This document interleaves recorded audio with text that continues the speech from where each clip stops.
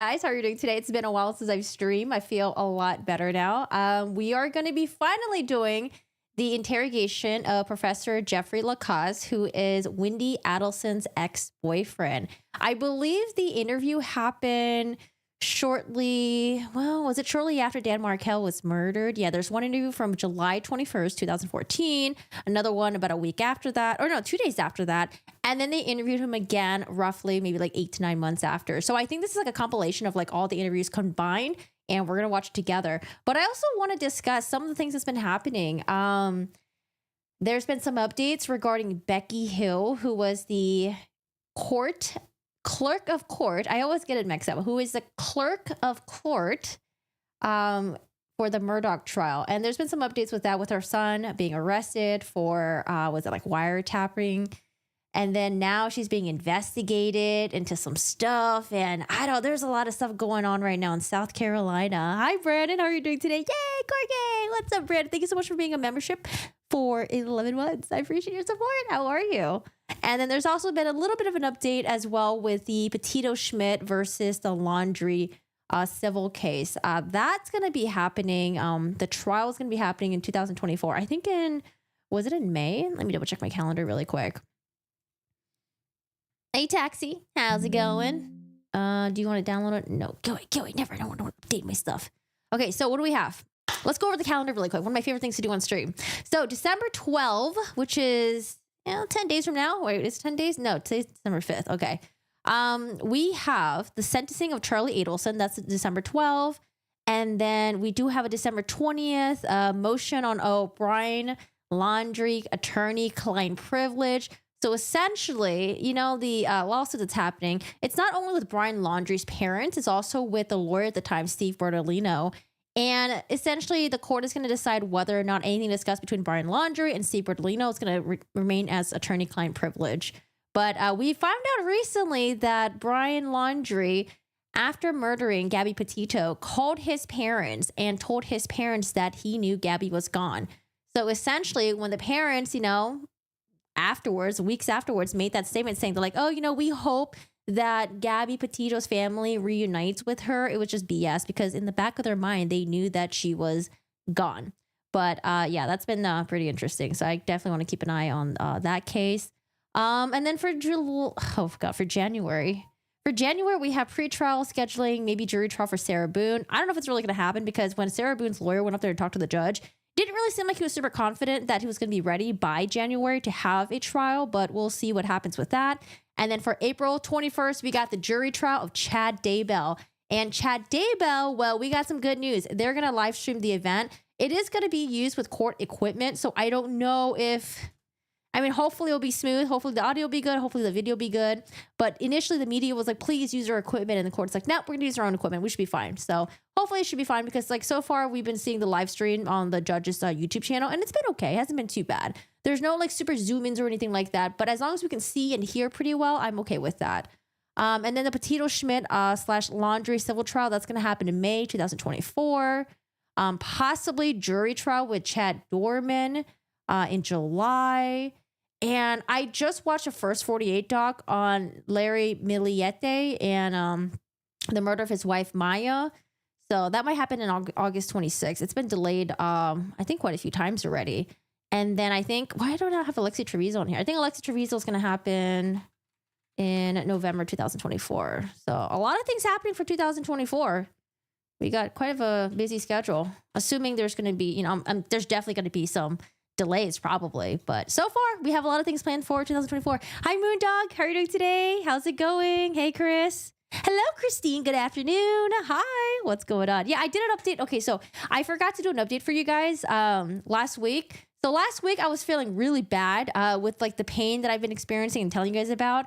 And now it's getting better. I'm taking some medication for it. So hopefully, we can stream today. No issues. Before, when I was streaming, there's a lot of coughs, and when you're coughing and streaming, it's just really annoying. It's irritating to me. So I'm just glad that things are a lot better now.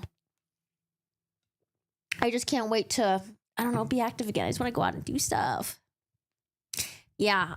Chad Daybell, doesn't want the death penalty. I mean, we already knew that he was going to do this, his defense team are just gonna throw Lori, Vallow under the bus. Or she's Lori Daybell now, right? They're like officially married. So we already knew that, they're gonna throw Lori under the bus. Because what did Lori's lawyers do? Lori's lawyer threw Chad under the bus. And you can tell that Lori was not very happy with that, especially during closing arguments. And I think even during sentencing as well. Like, she was making some faces. She did not look happy whatsoever. Her lawyer went really hard at Chad, calling him like a loser and comparing him to Lori's previous ex-husband, and how Chad wasn't making any money and like their looks and stuff like that. And you can tell Lori was not very happy. But yeah, I'm so glad that they're going to make the trial. They're going to live stream it. So I look forward to watching that. But anyways, any other cases you guys been following? Any updates or anything? Hi, Chopper. How are you doing today? Hey, Moradical. How was your guys' weekend? Also, we have a new video that I posted. I've been working on this weekend, so I couldn't really stream because it was kind of hard to talk. But we got a new video that's out, True Crime Story Time. It's the case of Kaylen Armstrong. And we've talked about Kaylen Armstrong many times. I've tried watching the opening statements on stream. It's still in my live stream section. But the audio was pretty bad. So I was like debating whether or not to make it into a video. Maybe I have to fix the audio a little bit. We'll see. But I uploaded a new video, True Crime Story Time, with Kaylen Armstrong, the yoga instructor who got plastic surgery in Costa Rica. But you guys should definitely check it out because we talked about it. We covered parts here and there, when she tried to escape from jail and when she got plastic surgery and the Costa Rica stuff. But I put all the information together into one video because it is just so wild. The Adam Montgomery trial on February 6th. What's going on with Adam Montgomery's girlfriend? Is it just him, or is she going to be charged as well? Yeah, the Montgomery stuff is like super sad. I haven't read, there's like this whole, oh man, I was going to read it on stream, but I felt like it would have been like, I don't know. It would have been a lot. It'd been a lot to read. There was like some doc that came out about, what did he like confess to what he did to, Harmony? She's been charged as well. When is her trial happening? Is it February 6th? Yeah, I don't know. That's going to be a super sad one. Super sad one. February 6th. Because from my understanding, they didn't even have a house to live in. I think they were just living in the car. And Adam Montgomery and his girlfriend would get mad at Harmony whenever she would wet herself. And it's like, well, she had nowhere to go to the bathroom. Y'all were like living out in the car. Like, what did you expect? I don't know. Fuck those people. All right. Well, let me put that on my calendar, then I'll double check later. Adam Montgomery. Okay. Yeah, and I don't know, man. There's been so many like crazy stuff happening. I've been hearing some updates about the Adelphi case as well. That case I haven't really followed very closely, but I watched some true crime videos on it back in the day. I think maybe like a year or two ago. So I know a bit about it, but there's just been so many things happening. Like people being charged right now. There's like photos that are being released, and I don't know, lots of crazy stuff going on. Like, Jesus, people, get it together. I just feel so bad for the victims' families. All right, y'all. So today, what do we got? What should we start with? Let's see. What did I put in my live stream title? Jeff LaCasse, and then the Petito stuff. Have you seen there is juror misconduct? No, I saw that the lawyer made a video about it, and I haven't watched it yet. So I haven't really kept up to date with any of the Taking Care of Maya case yet. Yeah, I know there's a Netflix doc on it, but I might watch the lawyer videos about it. So there's like a lot of cases that are happening, and I just can't really, keep track of everything. So I'll just have to, refer to my other YouTube content creators and watch the stuff. But yeah, I heard about it. But do you know like the rundown about it? What's like the juror misconduct? The only thing that I've been kind of like trying to keep track on is like, trying to catch up with like the whole Murdoch stuff. That shit's pretty fucking wild. Hi, Queen. How are you doing today? Hello. Everything got messed up once Letitia went to trial, and when they removed the cameras from Lori's trial, or alleged misconduct. No, I didn't hear anything about it. But that video did pop up my feed, and I haven't watched it yet, so I have to catch up on that. Just I don't know, just so many things going on. Like I said, people, get it together. Get it together. All right. Let me see. Let's start with a little of the Petito stuff, and then we'll do. The Becky Hill stuff, I didn't want to formally go over it, but if you guys want to talk about it, I'd love to hear your guys' opinion on that. because that's I don't know, it's becoming more and more interesting. Initially I was just like, yeah, this might be something. Yeah, you know what? Maybe it's nothing. And now I'm like, oh God, man, things are not looking good for Becky Hill. What is going on over here? I know some people are kind of, getting to the conspiracy theories of like, oh, the Murdoch lawyers are going after Becky Hill right now. But I don't know, man. There's some interesting things that are dropping about Becky Hill. Things that are kind of pretty fucking interesting. You're here in Phoenix, Arizona. You got Jody, you got Lori. I think there's been a lot of other people in Arizona. I feel like Arizona is, whenever I watch my true crime videos, it's always like Arizona, California, Florida. The top 3 states or something. Hi, Ozzy. How are you doing today? How's it going? Okay, so before we get into the interrogation of Wendi Adelson's ex-boyfriend, Jeff LaCasse, I do want to read this very tiny, it's gonna take like 2 seconds. Let me see if I can find it really quick. You guys heard about the updates with the Petito Schmidt versus the Laundrie civil case? Let's see, motion. Wait, where's the court doc for this? Oh, here it is. So there's been an amended complaint now. So it seems like they did a deposition of Roberta and I don't know what her husband's name, but the depositions of the Laundries, and some new information has been released about that. Oh, Christopher and Roberta Laundrie. And they amended this part right here because remember, people had an inkling that the Laundries, they knew a lot more than what they were purporting. And that it seems like, because they got an attorney for Brian pretty quickly, well, they must have known that something happened to Gabby Petito, but people just weren't really sure. It's just an inkling that we had. And the thing, every time I refresh my mind about this case, it just pisses me off so much. Like, I'm just like, oh my God, I completely forgot that the family, they went on vacation. They went on a family vacation while his fiance was missing. And not only that, the family blocked her family on Facebook on their phones. And like, oh my God, these people are just fucking horrible. Just awful, fucking horrible people. Oh my goodness. But let me find the paragraph that I wanted to just read to you guys. I made a post about it on the YouTube community tab. If you guys saw it yesterday. Where is it? Oh, this one right here. So they amended the complaint to include this part right here. 20. On August 29, 2021, Brian Laundrie advised his parents, Christopher Laundrie and Roberta Laundrie, in a frantic call that Gabby was gone and he needed a lawyer. On August 29, 2021, Christopher Laundrie, Roberta Laundrie spoke with Steve Bordolino, advising him that Gabby Petito was gone and that Brian Laundrie needed a lawyer, and sent him a retainer on September 2nd, 2021. I just thought it's interesting how they said gone. It's as if they're trying to say that like, oh, all he told us was that she's gone. We weren't really sure what he really meant, but we knew that he was in trouble.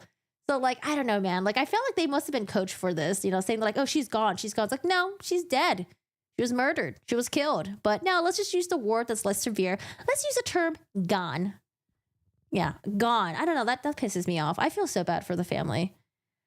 You can cover Christelle Candelario, 30 years old woman from Ohio that left her baby behind to go on vacation. Oh my gosh. I think I heard, okay. Unfortunately, there's been a lot of really sad cases involving children. And I don't know because I read about a case similar to that. It was about a woman who like left the apartment for a little bit and like she left her like newborn at home or like an infant. Like, I don't know. It was horrible.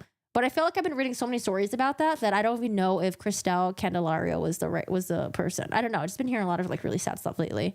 Hi, Jane. How are you doing today? Utah. Yeah, Utah too. I meant the cyclist murder trial. Wait, what are you talking about? Oh, I didn't follow the case. Yeah. So guys, new videos out on my YouTube channel. I've been working on this past weekend. You guys want to check it out? Story time, true crime stuff with me, and it's about Christine, that's her sister. It's about Caitlin Armstrong and the case of Mo Wilson. Super sad, and I don't know, man, pretty fucking wild. But you know what? Her trial already happened. She's been sentenced. We are good. You believe it was the boyfriend's fault? I mean, I think the boyfriend was possibly, like he was, I don't want to say possibly. He seemed like a piece of shit. He seems like a fucking dick. But the fact that like he just had a girlfriend that was just batshit crazy. I mean, no matter what, you're not supposed to be murdering people, right? It's just really unfortunate that he was with someone that was willing to go that far of a length, right? To really get her anger out. But yeah, I mean, I would say he had a part to play in it, but he wasn't the one who actively like participated in the murder or anything like that. But dude, man, just like rewatching the part where he was coming out of court and then, you know, like just assaulting the photographers and videographers. It was just so weird. And I think one of the videographers was a woman, and he just like fucking pushed her. And I'm like, dude, what the fuck, dude? Chill, like Jesus. My goodness. Hi Nacho, how are you doing today? How's it going? But yeah, we have new video on the YouTube channel, so check it out. All right, so that's basically just what I wanted to read to you guys about the Petito Schmidt versus Laundrie update. Now, apparently, Petito Schmidt versus the Laundrie update. Is that what I said? Apparently, the Laundries did offer some sort of settlement.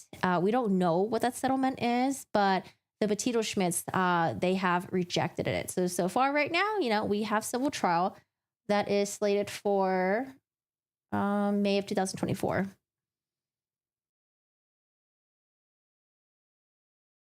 Ashley Guillard is like which Ashley Guillard? That name sounds familiar. Who is that again?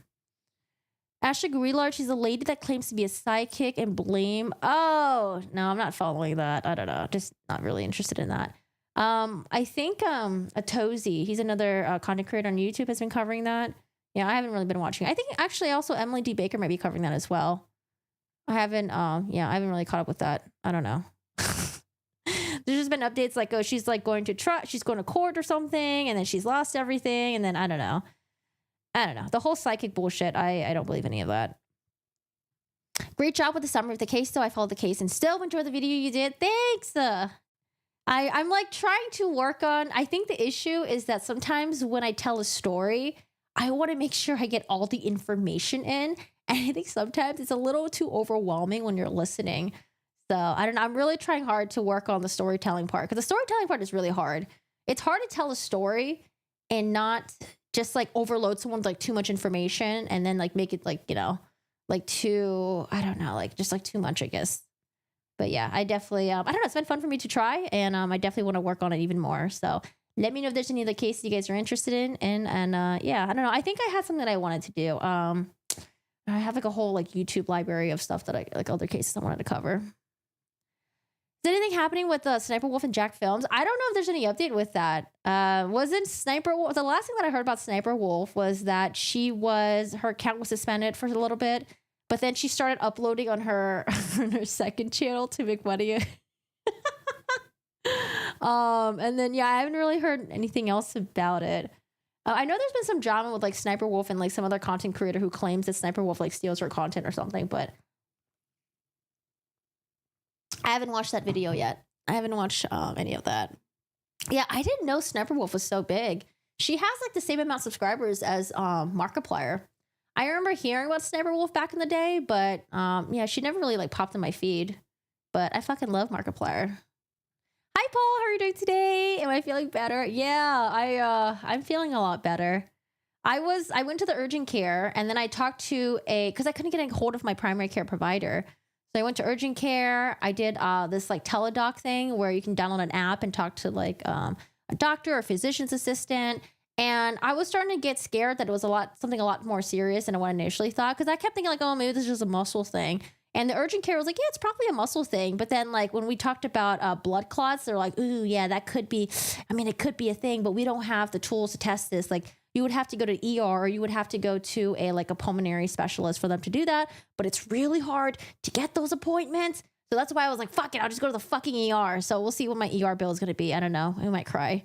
Because I've never been to the ER before. I've been to the vet ER. You know, the vet ER is when you bring your sick dog in. They do a quick diagnosis and they give you a treatment plan. They give you the low price, they give you the high price, and then they make you do like a 50% deposit of it, right? And I'm like, okay, cool, because you know what you're getting yourself into, right? But when you go to the human ER, it's just like, okay, well, you might need to do a CT scan, an X-ray, blood test, this, and this. It's like, okay. It's like, how much is it? It's like, oh, we don't know. It's like, oh, okay. And then so I was talking to the medical, like the front desk guy. I was like, okay, well, here's my insurance card. So are you going to tell me like, you know, what the breakdown of the price is? Like how much everything is? He's like, oh, let me just check your insurance really quick. I'm like, okay. And then, like, I was at the very end and I'm like, okay, so I guess no one's just going to tell you how much it is. And I talked to my brother because he's been at the ER before. He's like, yeah, pretty much your insurance has to go through it. And then you get the bill weeks later. I'm like, what? That's how they do it in the human ER? Like, what the fuck? You don't get to know how much everything is going to be. You just kind of say yes to things, you know, and then hope and pray that it's just not going to like rob you. I don't know, man. Never Google symptoms. I didn't Google any symptoms. I did not Google any symptoms.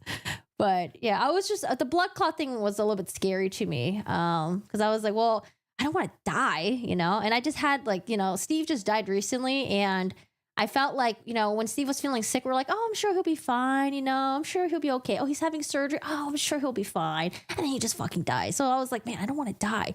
Maybe I should just go to the fucking doctors and just figure this shit out. But anyways, sorry, I'm sidetracking so much right now.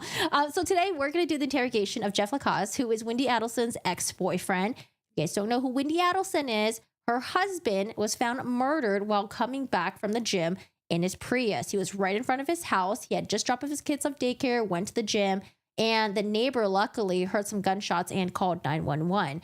And so Wendi Adelson, her brother, was recently convicted for planning the murder of her ex-husband. And now her mom, Donald Adelson, was arrested at the airport. Her and her husband, is it his name Harvey, I think, were actually on a one-way ticket to Vietnam. So that was after the verdict. That was after the conviction of Charlie Adelson.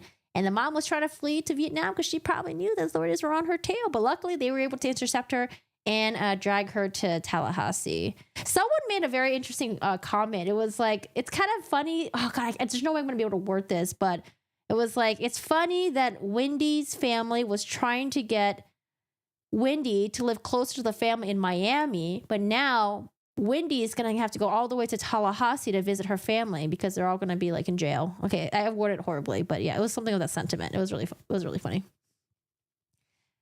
Okay, you had to go to the ER quite a few times, ask for an itemized bills when it comes otherwise. Some try to scam you. Well, I didn't realize you get the bill afterwards. So apparently you can do a lot of negotiating back and forth because there are people that don't pay the ER bill and they want at least some money.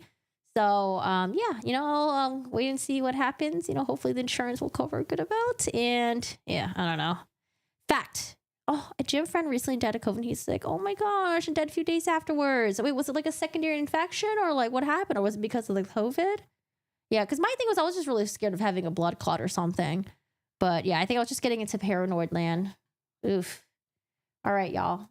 I hope you guys are doing well. I hope you guys are staying safe out there.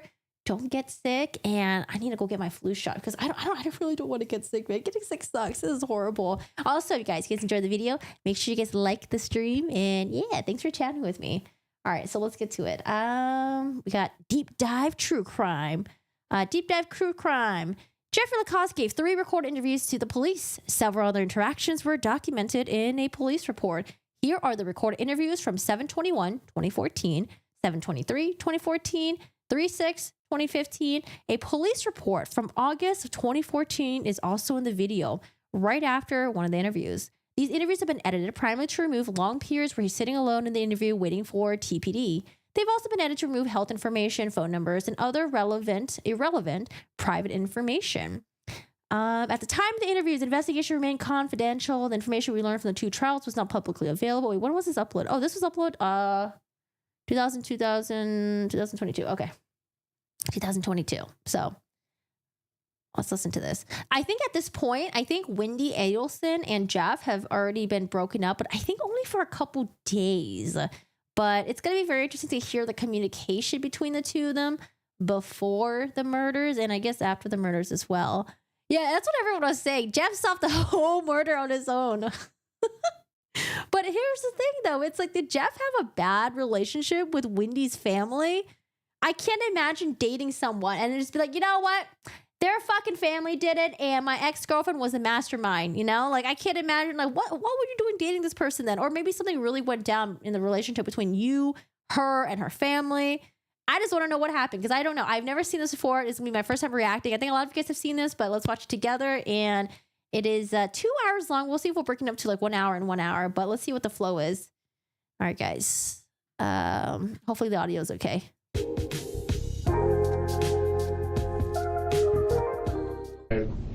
go through all that in my head, I come to the conclusion, as you said a minute ago, that she was at least aware this was going to happen, and I think probably involved in it. What is this picture of Wendi Adelson? Why is she standing like that? And why is her face like, it's like she's smiling but not? Is this like a police photo that they took of her? It is a very awkward photo. All right, I hope we can get some captions on here. Okay.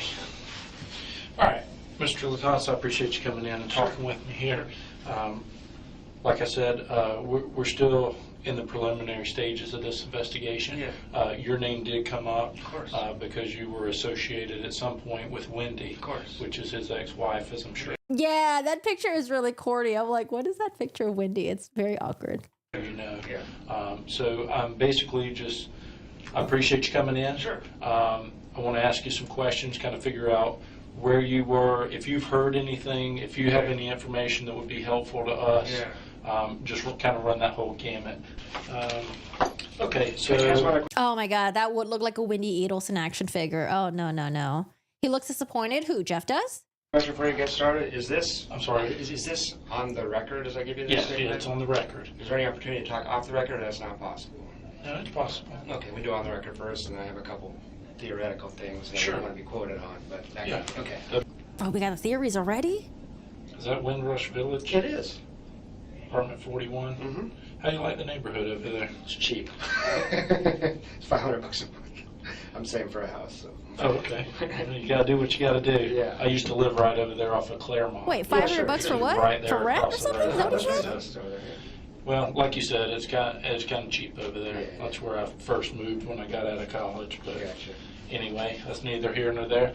Do you have any contact numbers that I can reach you at? Should I Sure. need to talk to you later? Sure, but I I think think- I talked to you on a 294 number. That's the number. That's the only number I have. That's your number. But I think when you're like in a police interrogation, I don't think there is such thing as off the record. Like as long as you're sitting in that room, it's going to be recorded and they can still use it. It's not like a reporter thing, you know? I don't think there's an off the record when speaking to a police officer unless you're out of that room, you're one-to-one with the police officer, you know that they're not recording. I don't know if there's such thing as like, oh, can we just like speak off the record? I don't know if that's a thing.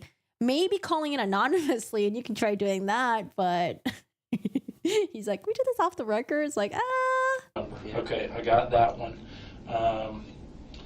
Just tell me a little bit about yourself as far as your background and Sure, stuff like sure, that, sure. and kind of what you and Wendi. Yeah, absolutely. Actually got my PhD here at Florida State from 2000 2008. Okay. Graduated from FSU, went to Arizona for 5 years, and this is my first year back. So I met Wendi maybe a month after I got back. at FSU? In September of 2013. Okay. We were set up on a date by a mutual friend I work with.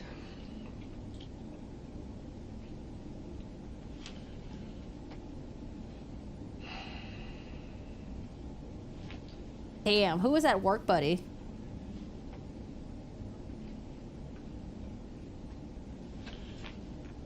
Talked to Jane. I know you've met Jane. So. I haven't. Oh, you have someone met Jane. She was in here when Wendi did her long 9-hour. Snitching is off the record. I think only if you're like an informant. I think if you're snitching, I think they might drag your ass back into court anyways and subpoena you and get you to testify. This is one of Wendi exes. Yeah, so this is Jeff LaCasse. This is Wendi Adelson's ex-boyfriend. And he had some very interesting theories about the Adelson family. I haven't seen the interrogation yet. I've only heard about what some people have told me about this.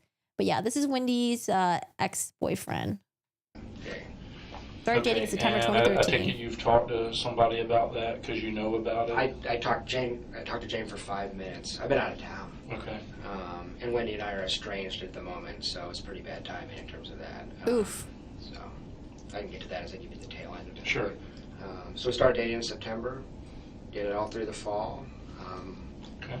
Wasn't serious back then. She was dating other people as well. Came back from Christmas break, had a conversation, decided to date more seriously, and by March 1, we're a couple, we're girlfriend, boyfriend. By March of 2014? Yeah. And then spent a lot of time with Wendi. I don't think anybody's been with Wendi more than me in the last 6 months. Okay. She has 2 kids. I've been over there, I'd say 8. Was he the guy she was dating when her ex-husband was killed? I think if I remember correctly, I think they had broken up a couple days before. I'm sure he'll reveal that. So if he says that, I'll be sure to point that out. 80 or 90% of nights I'm over there. And every single night that she doesn't have the kids, with maybe just one or two exceptions, if she's in town, I've slept over. So I spent a lot of time with her. We had some problems. Where's that at? That's 3303 Aqua Ridge Way in Corn. Always at her house, never at mine. I got a shitty apartment, as you know. Oh, one day before they broke up? We ran into some problems in May and June. Started fighting.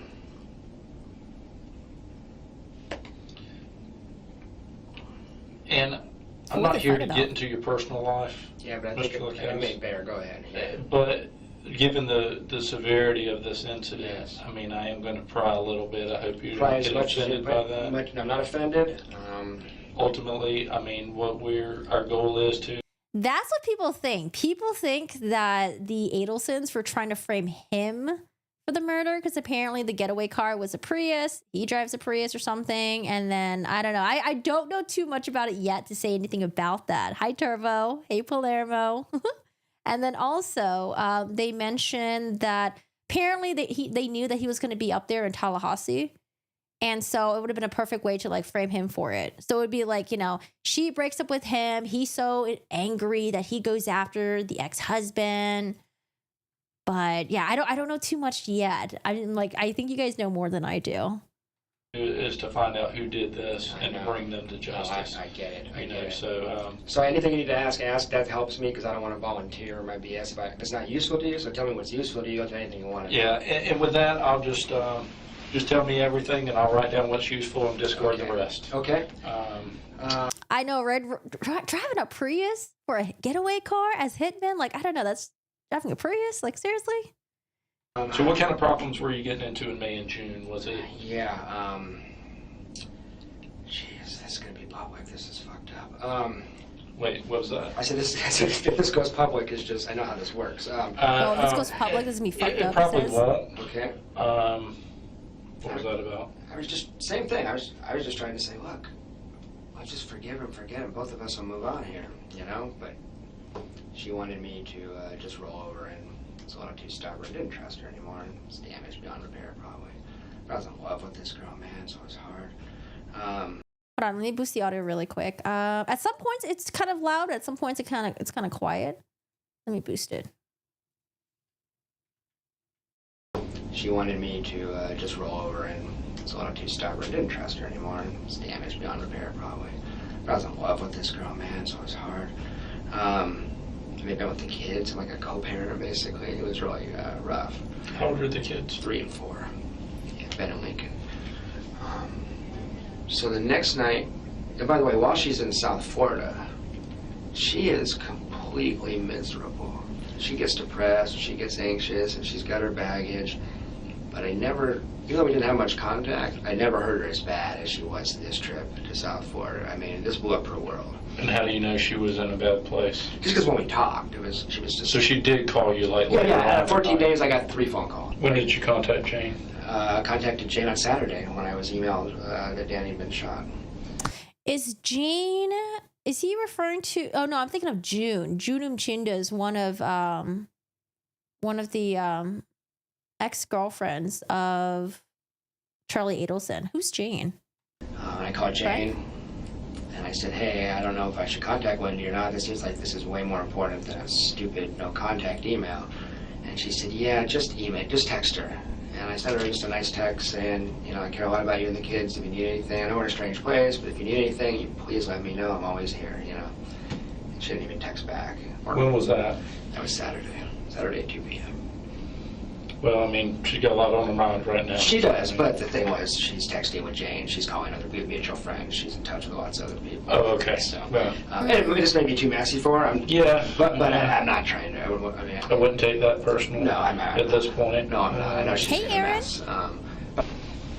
I sent her a book for her little kids about bereavement from Amazon, and that would be the last contact I have. So. All right, you sent a text on Saturday 2 p.m. to her.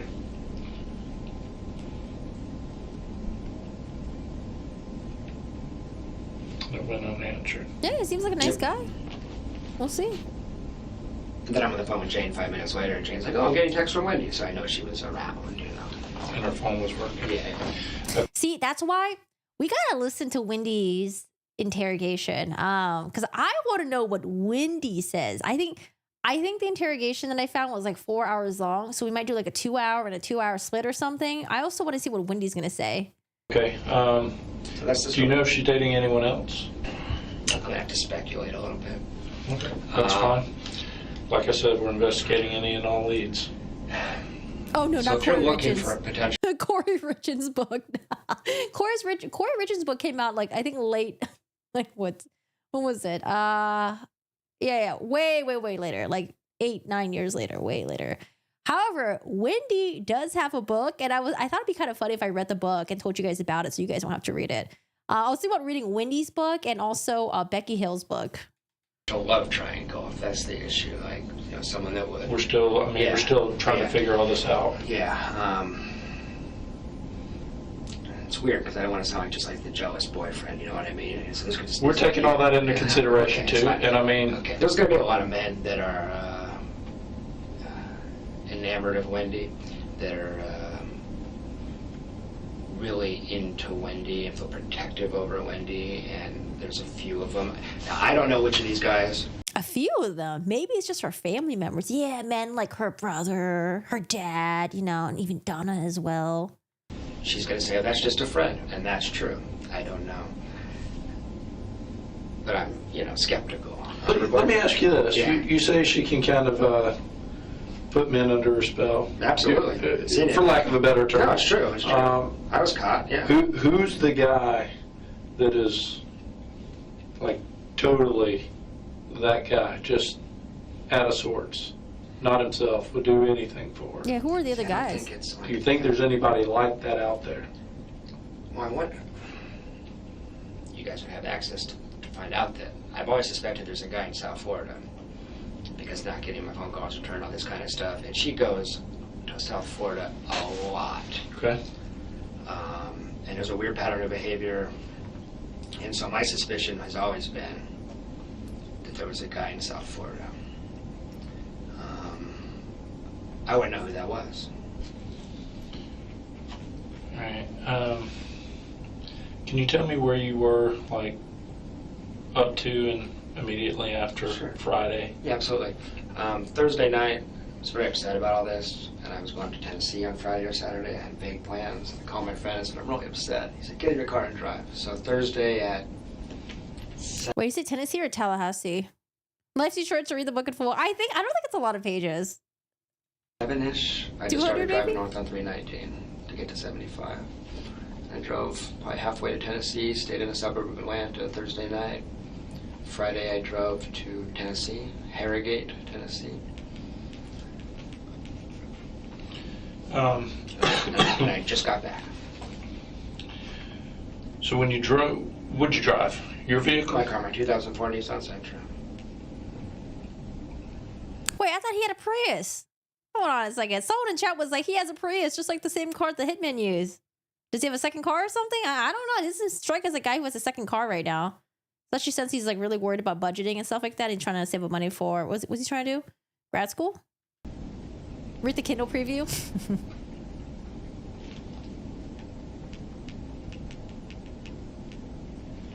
And you said you stopped in the suburb of Atlanta? Mm-hmm. Where was that?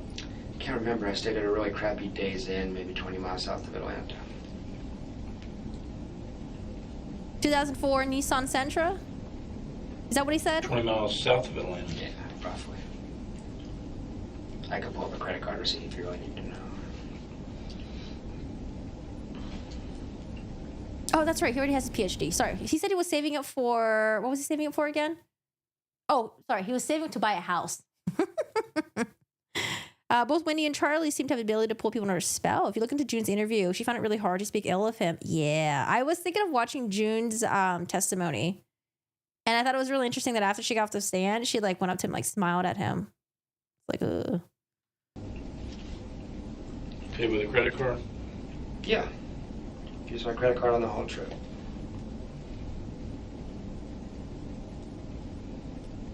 And I stayed with a very close friend up there and his wife. So I stayed at their house. Okay. Okay, so if you just let me get a timeline here. Yeah. So Thursday you started driving.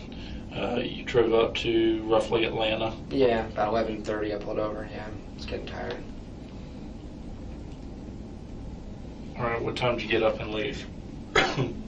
Oh, I left at 9 a.m. I couldn't sleep that night. I was upset about Wendi. So I probably was out watching TV till 2:30 and I got up at 8:15 and I took a shower, got out of there at 9. What time did you check out? 9? I didn't check out. It's just one of those crappy fleabag hotels. I just got in my car. Okay, so he said this was like what, Thursday, Friday. This must be before the murders then. Let's go back. 2014. 2014. Right. This is back in July. 7/21. 7/21. Dan Markel was murdered on, was it the 12th? When was Dan Markel murdered? Oh, July 19. July. Oh, wow. They got him in pretty quickly. July 19. Sorry. It helps to have a calendar. And let me take a screenshot. No!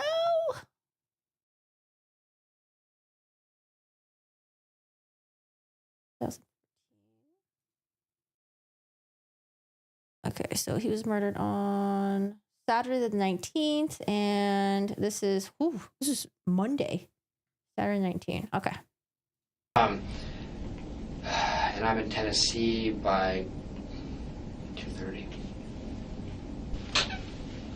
And then when did you start coming back? I left Sunday at about 10:30. Stopped in Kennesaw, Georgia to stay the night with a friend and just got back. I talked to my boss as far as whatever you wanted to talk about off the record. Yeah. And she gave me the answer that I kind of expected she would. And ultimately it depends on what it is you're going to say. Because if it's something that's instrumental to the investigation, it can't really be off the record because, I mean, we're trying to solve a guy's life. Oh, yeah. The audio for this video is all over the place. Usually I can talk over a video when they're not saying anything important, but yeah, I forgot the background noise just be like really fuzzy or something. I know. It's hearsay. It's tertiary hearsay. I don't know if that's useful to you. I tell you something, somebody told me, somebody else told me. Yeah, I mean, and you'd have to tell me what it was, and I would have to say, okay, is this something that can be excluded from the report, or is it something that's inculpatory? Is it something that... Maybe I can just make it simpler than that. Maybe I could just say, I would be investigating Charlie Adelson. Okay. Maybe it's that simple. What makes you say that? And here's another thing. We're talking to a lot of people here. Sure you are.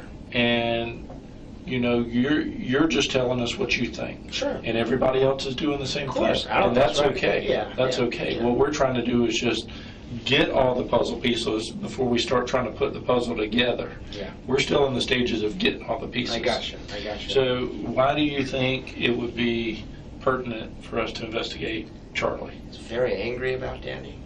And if you met, I know he's down there, you can't get him in front of you, but you're, experienced investigator. If you got in front of this guy, he'd set off your radar, set off mine. I used to do juvenile justice, I used to do forensic psychiatry. He set off my radar a little bit. He's a weird guy, strange guy. He's a conduct disorder kid, and he hates Danny. And he's only been dating Wendi for a couple months, and the fact that he says that like this guy right here, Charlie, hates Danny. Damn, they must have been super overt with their hatred towards Danny. I wonder if he's going to say anything about Harvey and Donna Adelson, which are Danny's parents. And see if I can put it a little vaguely, or not, but just enough to be useful here. Let's not put it vague. Let's go with what you know specifically. Wendi had reported to me that Charlie had considered all the options possible to take care of this problem. Let's put it that way. Okay. And when she said it... When did she disclose this to you? I don't remember when. But she said it was chilling. No, not the awkward photo again. Can you guys find out where this picture is from? I'm so sorry. It's so fucking awkward. Because she said, tell you something confidentially? And I said, sure. She said, I think Charlie kind of looked into some options, like literally saw how and why and how you would do this if you did it. I think this was last summer when she had her petition to relocate denied. That family wants her back there so bad. This is when she disclosed this to you, was last summer? No. This is when. Charlie had been examining all the options. Okay. He's a very successful dentist, but he reeks of antisocial behavior. Now, I could be 100% wrong, but I wouldn't want to miss that if I was investigating it. He's got a close friend who's a ex-Special Forces guy, like a Navy SEAL or something he hangs out with all the time. What did she say to you specifically? I mean, when you say all options. She said, Charlie... I can't remember exactly. But it had something to do with the amount of money it would cost to have someone killed. And what did she say? Something like Charlie looked into how much it would cost to have someone killed. Something like that. Some statement like that. I can't remember. Did she give you a dollar amount? Did she? But that's the other thing. He's a dentist, but he's an independent businessman. He has a bunch of practices, and he's a Ferrari. I think he's a millionaire, all this kind of stuff. So he has a lot of resources. Yeah, we're definitely gonna watch the testimony of Charlie Adelson, because I haven't really heard much from Charlie Adelson, but I definitely want to watch the testimony. Also, what was I gonna say? So as I'm like slowly learning about this case, I don't know. My theory so far is that I think Wendi, of course she doesn't want her family to get in trouble for this, but just in case, if the authorities were starting to look at Wendi, I think Wendi planned on having her entire family thrown in the bus from the get-go. I don't know. That's just a feeling that I'm getting. Like the fact that she would tell investigators during her interrogation at the very beginning that like, oh yeah, my brother like jokingly said it was cheaper to buy a TV than hire a hitman, like planting seeds everywhere. I don't know. That's just a feeling that I get from Wendi. But it's still really early for me to like say it with like for sure. And with confidence. Wow, this might screw them. I got from me talking to him myself in the hot tub one time, from a few things Wendi said. When was this? Like March 15th-ish. I was there for the one day with him. I stayed at his house. Of this year? Yes. Wendi and him were talking. I'm just listening. I just met him an hour earlier. We're sitting in the hot tub having a beer. It's a really nice house. And I guess this is what occurred. Was anybody else in the hot tub with you guys? Not during this part of the conversation. Another guy, his roommate came in eventually, and they just started to talk about girls and stuff like that. But, and I'm not trying to play cop here, but I do know one thing you'd be looking for is a lump sum of money moving around and some kind of crazy stuff happened. And I think there's a lot of financial irregularities. I think there's a lot of tax fraud kind of stuff, of putting stuff in different people's names and moving money around, and there might be cash. I don't know exactly what, but he's not doing anything on the up and up in his finances. It was pretty clear. He was pretty open about that. So I thought about if you guys do look into it, I don't know that. How the exact conversation in the hot tub go? He was just talking about, I put that in Dad's name, I put that in Mom's name, and it was just clear that... Hiding resources. Yeah. Monetary resources. Yeah. So if you have to do an investigation, that's something you guys should know, because I think there's a lot of... I don't know if it's illegal, but I know there's a lot of... he plays the system, This guy's so inappropriate. We're sitting... Please don't write this down, but he's so inappropriate. We're sitting in the hot tub, and he starts talking about sex acts with his girlfriend. Who is this? Is that June? I don't know if it's June or not. I don't even know what that says. He did to punish her for bad behavior in front of his sister. Ew. I'm like, and I didn't know what to do. I just met him, protected with my girlfriend. This is just so weird, It's like this guy's, his social radar is way off. His sense of right or wrong, just norms is just off. He set off my radar. Now, I don't know if he did this. But If you're looking at somebody, don't miss him. What? This picture looks so crazy. Is this like one of his arrest photos or something? I need to know where these pictures come from. Where is this picture from? It looks like a fucking crazy person here. And I can also see him doing this without ever telling Wendi he didn't do it. I can see Wendi being innocent, puzzled, and Charlie did. I can totally see that scenario. He's very protective of her. I think that's more likely than a romantic. All the romantic couplings are with highly educated, high elite status men.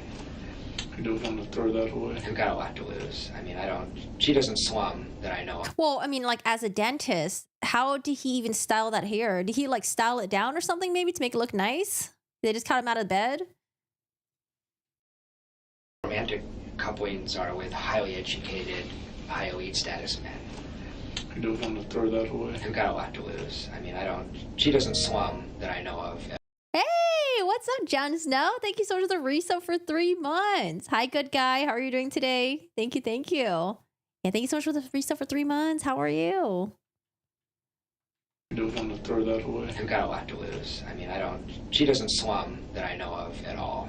And she doesn't. Well, I mean, Stop. this Charlie guy's a millionaire by your own admission, so. Yes. Well, he is. He's got this buddy. He's got a lot to lose. He does. He does. He's also really cocky and arrogant and narcissistic. So. Yeah, he probably gels it down or something. Just have it like long, like gel down hairstyle. I think it's possible the family knew what was up and did it without Wendi knowing, and Wendi was smart enough to know what was going on. Okay. I wish you had him in front of you, because I think he'd set off your alarm bells. That doesn't mean he did it, but he's aggressive, he's argumentative, self-focused on himself completely.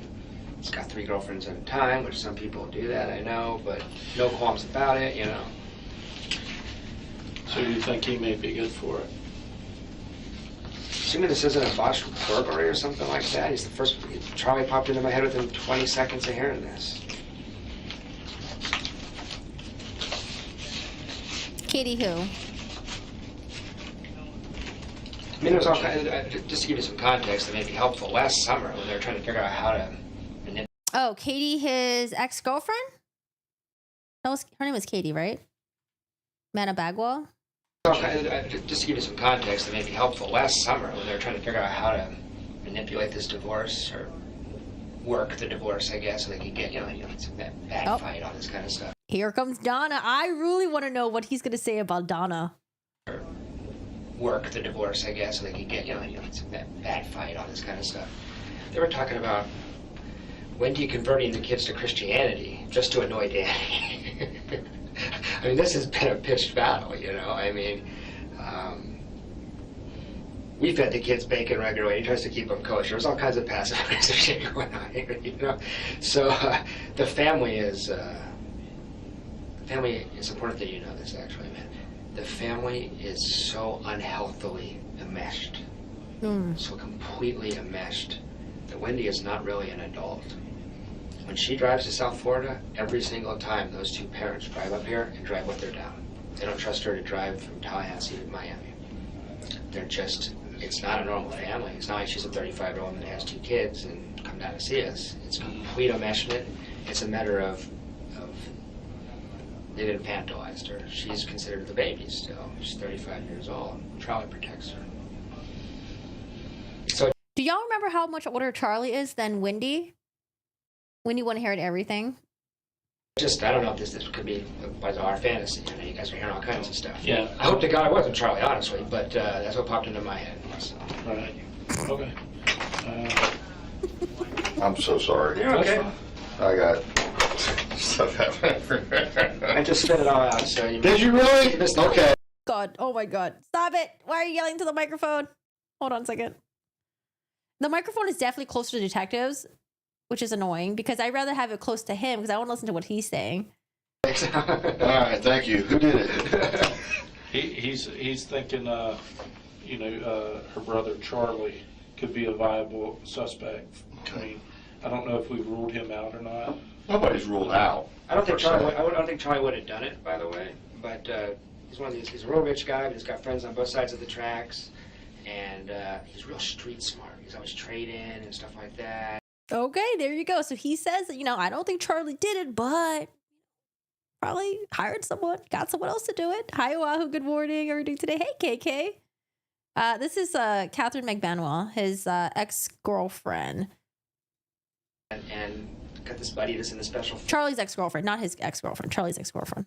forces, and so he's like a dentist, but he's hanging and stuff like that. And got this buddy that's in the special forces, and so he's like a dentist, but he's hanging out with guys that different social class actually, and kind of antisocial, impulsive, angry, fiercely protective of Wendi. And I've heard him say, I'd like to kill that motherfucker. I mean, I've heard him say that so many times. Now, I've said that out loud, too, and I didn't do it, but there's something different about Charlie. He reminds me of, like, an antisocial. Charlie's an older brother? Yeah. She's the baby girl? She's the baby girl.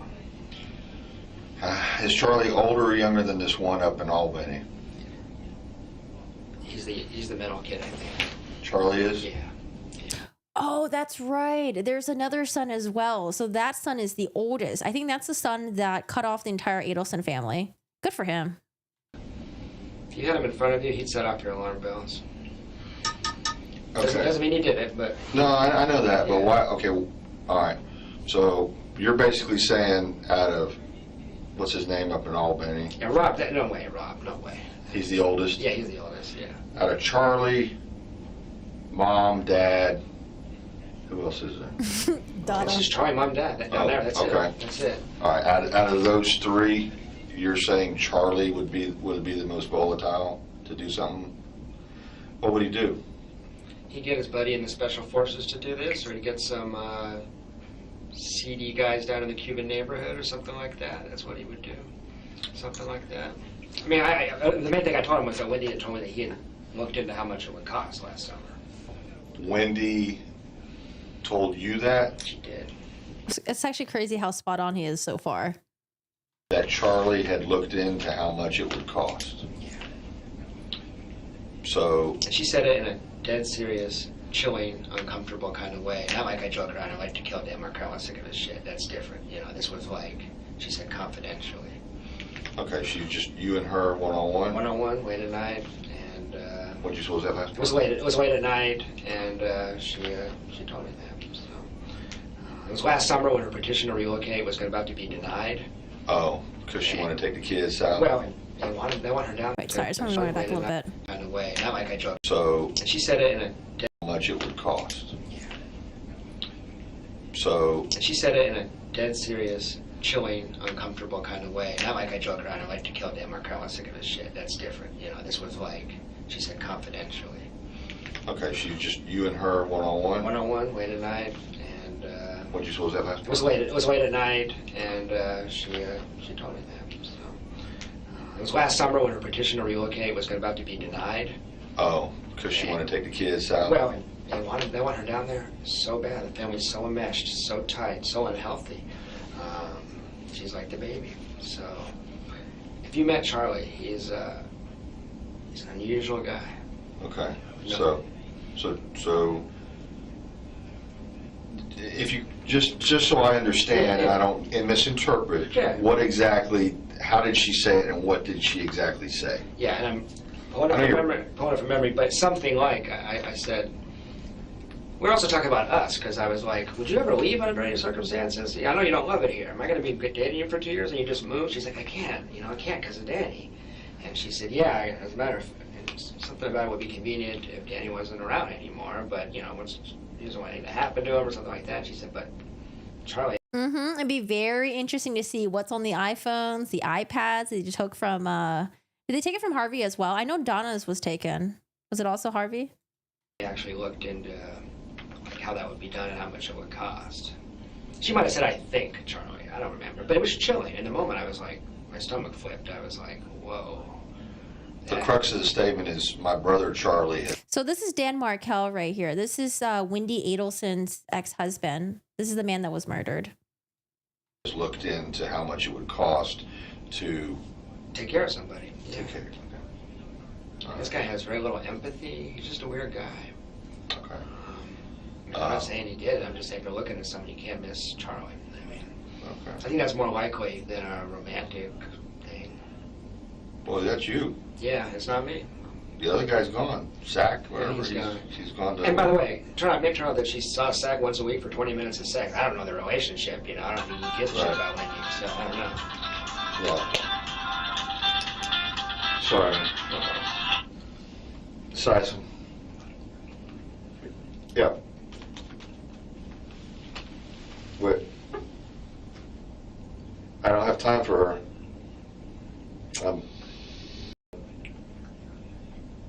Okay, detective's on the phone right now. Before I forget, the other thing is that I didn't know about Sack for 9 months and I was with boyfriend for 6. So I was telling him, I've always suspected there's a guy in South Florida I would know about. Maybe that's just a paranoid boyfriend. But I wouldn't believe Wendi when she says, I'm with Jeff. You got to start the ground zero. She lies. I mean, there's been a lot of men since it were me. So, Have any of other Wendy's ex-boyfriends or flings or anything come out to talk about this? Harvey and Donna drop off the $100,000 in the middle of the night for the payment. Harvey knew. Yeah, I just wonder if they just don't have enough against Harvey right now. Or are they just like doing the slow thing where it's like, you know, they did the hitman, they went over Katie, and then finally they went over Charlie, then they got Donna. So I'm just so surprised, like everyone's just going down very, very, very slowly. The fact that like I thought Donna, you know, like if I was like looking at this right now, I thought Donna and like Charlie would have gone down at the same time. Maybe they didn't have enough on Donna at the moment. I just wonder if there's a guy in South Florida. She always drops out of sight when she's down there. Phone calls not returned. Voicemail. Did you go down there? No, she doesn't let me go. That's why I think there's a guy down there. Okay. Did Charlie come up here? Charlie never comes up here. And how did you meet Charlie then? Oh, I went to Charlie. Sorry, I met Charlie one time. I went down there one time for one day. Okay. We were in Immokalee and we just drove over and spent an evening with them. So I spent 4 hours with Charlie. What are you doing in Immokalee? I know where that is. Yeah, alternative spring break for FSU kids. Okay. So we're helping out the farm workers and stuff. Okay. So we spent a night in the hot tub with Charlie, and that was it. But I've always told him, I always suspected that, and I'm the paranoid ex-boyfriend, so right, but she goes to South Florida awful lot. Okay. She's always a little weird when she comes back, romantically and stuff like that. So I just always kind of suspected. So I wouldn't, obviously the connection is now she can go to South Florida. Right. I mean. No, we see that part. Yeah. Who's this Green Beret, did you say? And that, I don't know anything about this guy. I just know that on Facebook there's a lot of pictures of him, and Wendy's told me stories about him. He's, I guess the point is that Charlie doesn't just hang out with other dentists. He hangs out with all kinds of people, so it's not like he's some snobby dentist that's not going to hang out with this guy did 5 years in Afghanistan, so it just popped into my head. Like, Charlie did? No, Charlie's friend did. Was Charlie in the military? Nah, he's a dentist. He's a dentist. So, Okay. but when Charlie talks, he talks about a cross-section of people. I mean, he has friends all across the spectrum, including, you know, some unsavory characters. Let's go back to the statement that she made. I just want to clarify the stuff. She tells you, she goes, yeah, my brother, and I think the phone was going off there. My brother has checked, or my brother has something along those lines, has inquired as to how much it would cost. Something like that. I can't give you an exact quote. It might have even been, I think Charlie, here's an example. She might have said, I think Charlie might have looked into how much it costs to actually have that done. You know, he's down there in Miami, where it's not unheard of. Something like that. All right. It just had crossed Charlie's mind. Bottom line, it occurred to Charlie that was one way to take care of the problem. And he wants to help Sis? He is fiercely protective of her. He wants her back in South Florida so bad. The whole family does. She never, you guys know the background? She never wanted to be here, ever. I mean, she came here with Markel. They're supposed to be here a year, then move on. He had a job at Miami. He was an asshole, so he lost it. He said, no, go back to FSU and stay there. They're stuck here. So he's doing great. He's the Sandy Doenberg professor of law and all that stuff. Wendy gets a shitty job that she doesn't really like, doesn't like the area. She's doing her best to make it work. She hates it. Never wanted to live here. Never thought she'd live here. This is all from her, right? Yeah, this is all straight from her. Are you kidding me? I'm her boyfriend trying to convince her this is a great place to stay. Get a new attitude. This is a daily conversation, you know? I'm like, I love to have. moved here on purpose. You know? So it's a daily conversation. Like, look, that looks pretty. You know, that kind of stuff, you know? And her whole thing is, no, I still don't like Because it. I'm trying, but it's, you know, I didn't choose it. Okay. I didn't choose it, and that makes it hard. I heard that daily. Yeah, I wonder if Jeff ever decided to sleep with a gun underneath his pillow, because he must have thought that he was going to be the next target. It's not looking great for the family. They're all a little bit deranged. Yeah, I think it's really interesting. So it seems like, you know, Wendi says she hated the job. You know, she got a shitty job in the area in Tallahassee. She hated living there. Probably blames Dan Markel for them living there, and she just wants to get the fuck out. Probably a lot of resentment. I didn't choose it, and that makes it hard. Okay. And she loves Miami. She just loves it. When we're down there, she just lights up. It's a whole different thing. Is it Miami or Fort Lauderdale? It's Coral Springs, but it's Miami. It's Okay. Miami. It's Miami. Yeah. So, so a daily thing is you're trying to tell her how great this area is and so forth, and she's basically putting it down, and that, you know, I'm stuck here. My husband didn't want it or couldn't keep the job at UM. he Was it screwed up. UM or Nova? It was UM. Yeah, okay, yeah. And he screwed that up. Yeah. He was so abrasive. I'm sure you heard a lot about that. He was so abrasive that they're like, "You're a great scholar. We don't want to put up with your butt every day. So get out of here." You know? Okay. I mean, he had to work pretty hard to lose that job. Actually. Okay. What was the reason? I mean, I know that there was some type of contention, and I don't know if it was the child rearing, or do you know that? I can tell you anything you want to know about that. I've read every legal document that. No. What did she personally tell you? Tell me about child rearing. Well, the reason for their divorce. How did she get to this point? Oh, Danny was. Give you a couple examples of Markel. They would drive from here to Miami as a family. Or this is before they had kids, even, but even as a family. When he could have said, "Look, I'm a lawyer. I know not to talk to police. I want a lawyer for my own peace of mind." Yeah. Yep. Both. Here to Miami as a family. Or this is before they had kids, even, but even as a family. Both. And Danny would work on his computer. He had one of those converters so you can plug your laptop in. And Wendi was required to drive. And Wendi was required not. Can you mute your phone? Wendi was required to drive. Like, what if you were interrogating a suspect and he was just gonna break and like tell you the juicy details, but damn, your phone's breaking. You know, your phone's like disrupting, and he decides to just, oh, okay, never mind. I'm not gonna say anything anymore. And Wendi was required not. That's okay. Sorry. Yes, sir. Say again? Okay, do you have Couch's number? Yeah, I'm going to have him. Why is this part not okay, cut just out? good. Was, you may not speak. From Tallahassee to Miami. From Tallahassee to Miami. And she said she would be like, "Dang, shh, I'm working." Just a total control freak, emotionally abusive, controlled the finances, just ran her shit.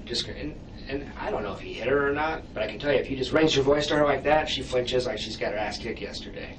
So I've wondered about violence. I don't know. She says no, but people lie. Wendi lies a lot. So he was pretty mean to her.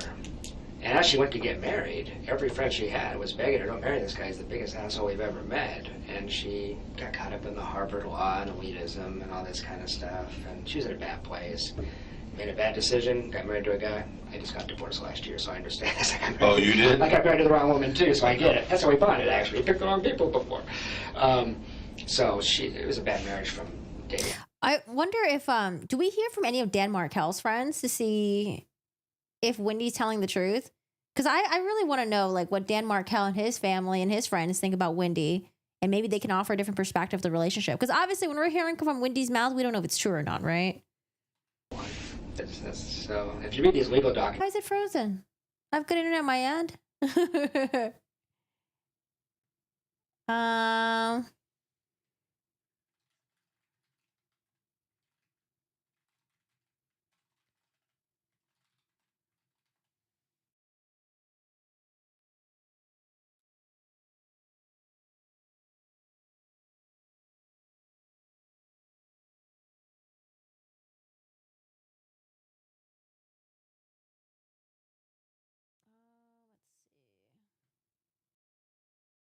Why is it frozen? It's back?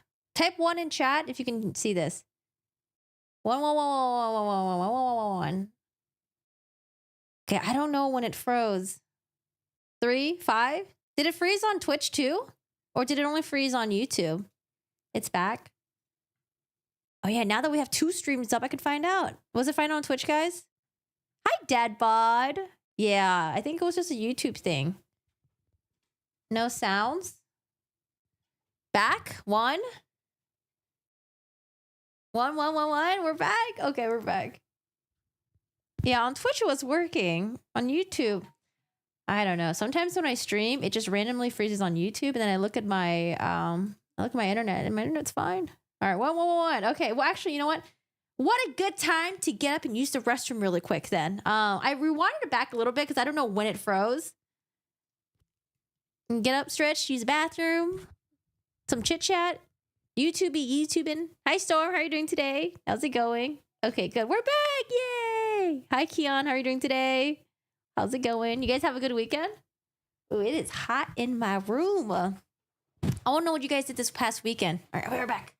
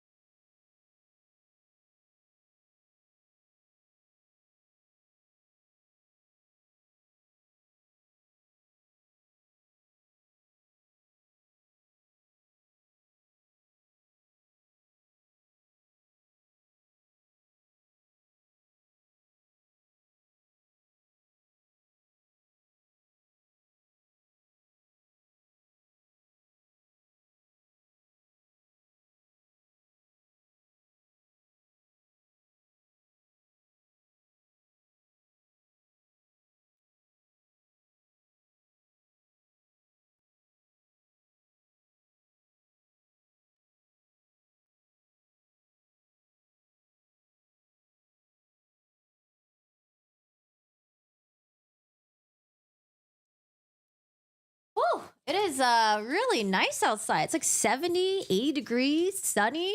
My plants are happy right now. Oh, thanks, Shirley. Wait, we're frozen again, or what? Are we back?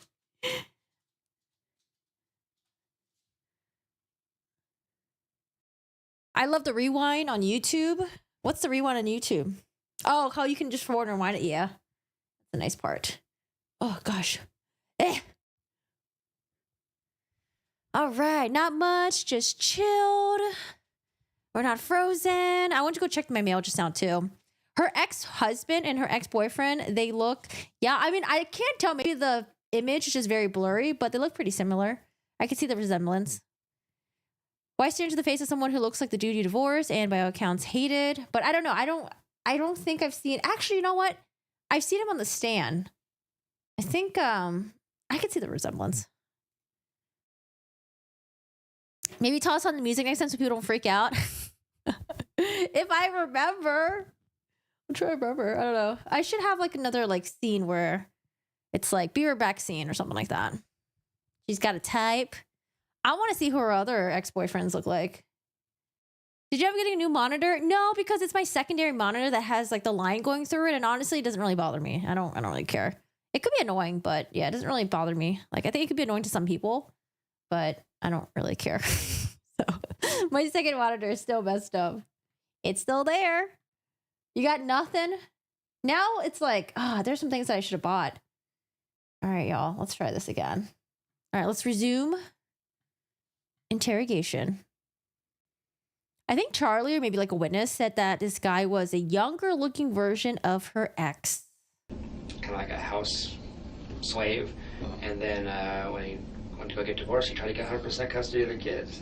So if you read these legal documents that he's filed, they'll keep that on your bed. But thank you. Because another angle, if Wendi was talking so badly about Dan that she was trying to incense her family to do something about it, maybe possibly Wendi could have been manipulating Jeff as well, hoping that Jeff will be so angry at how Dan treated her and maybe he would do something about it too. But I don't know. We're in conspiracy thoughts right now.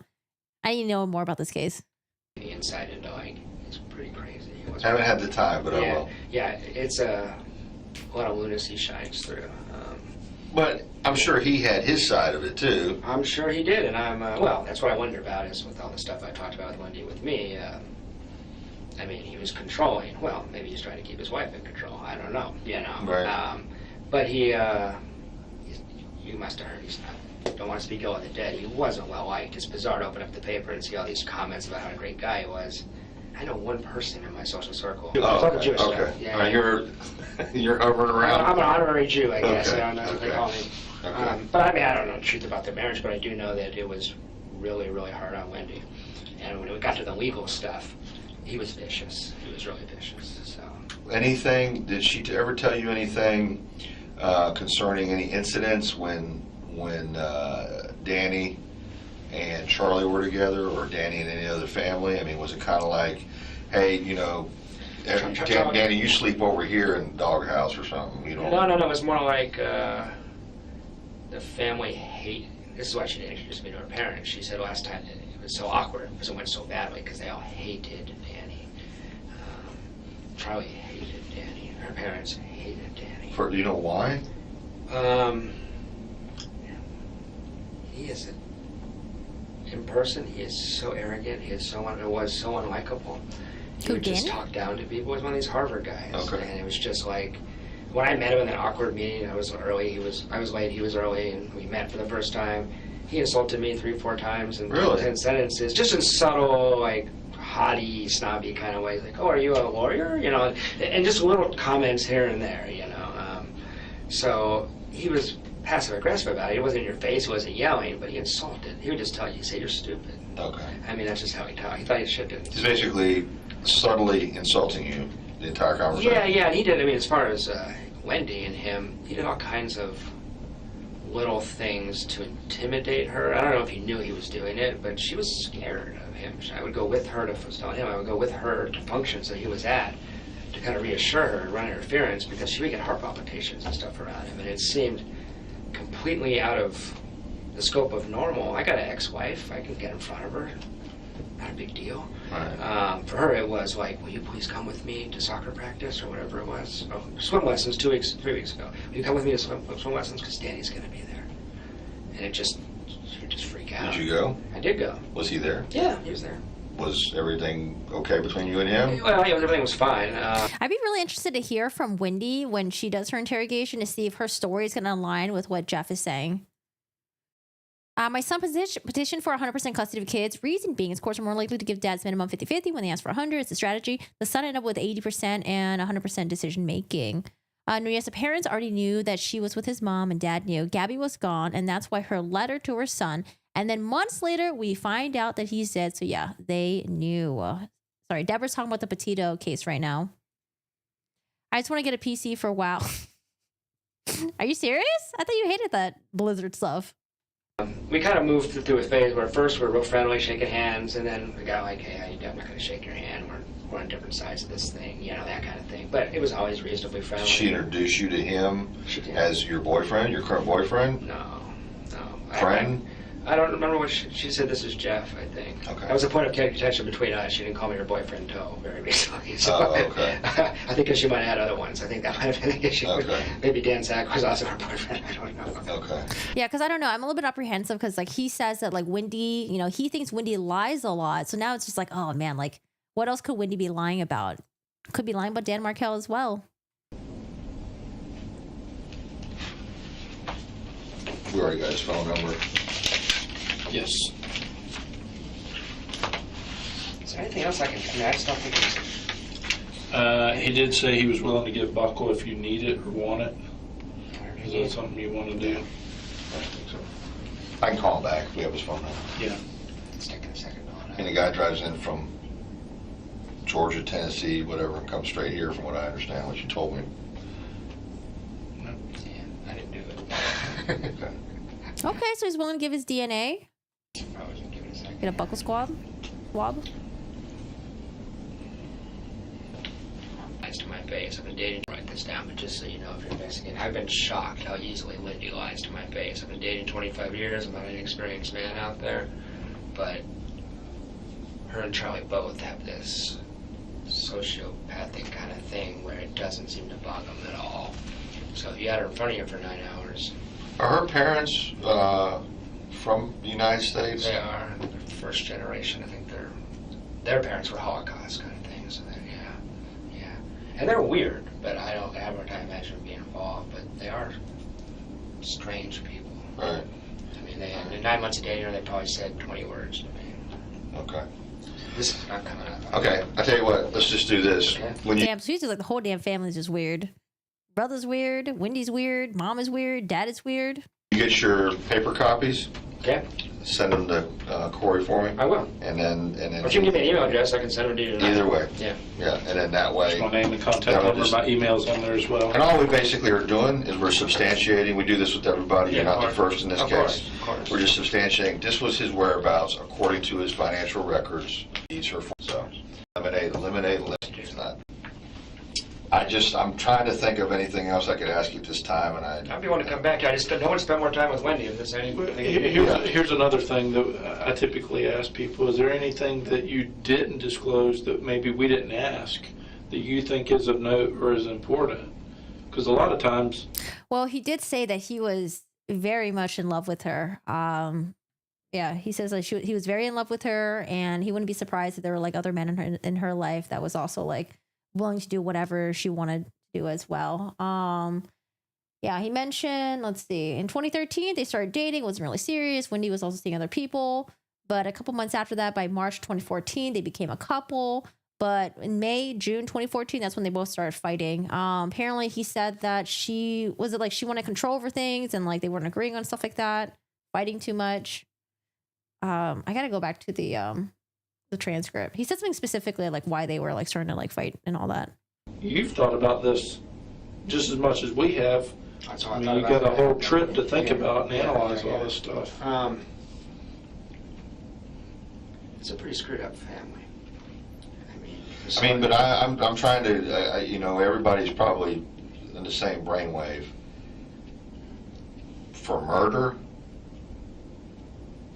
Doesn't seem likely to me. No, but I'm asking your opinion, not.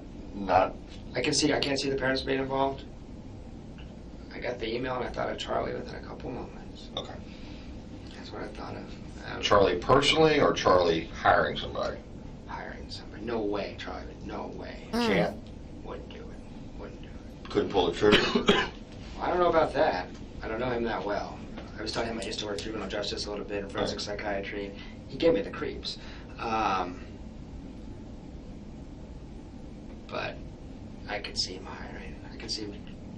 You don't follow the rules, man. I mean, that's how he lives his life. He goes to South America, sees prostitutes. I mean, he does his own thing. Is he married? No, he's got 3 girlfriends at all times. Okay. Rotates them, and they don't know each other exists, and that's not a crime. Right. But the ease with which he did it Was June one of them? Hey, what's up, Gola? How are you doing today? Yes. Get a PC. Yes. no empathy for other people. That's Kind of what's- a deceitful person to start with? Sure. The whole family, really. Okay.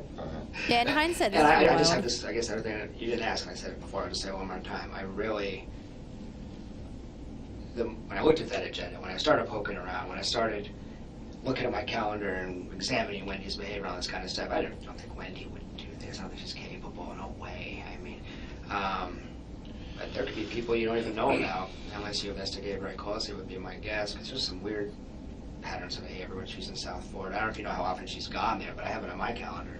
And it is like 30-40% of the time when she's not at work, she's in South Florida. Where's the kids? Down there with her? Or? Well, like when Danny has them for a week, she'll take them with them, she'll drive. Okay. But it's like, it was a big problem in our relationship. Like when she's got time off, I want to spend it with her, she's in South Florida.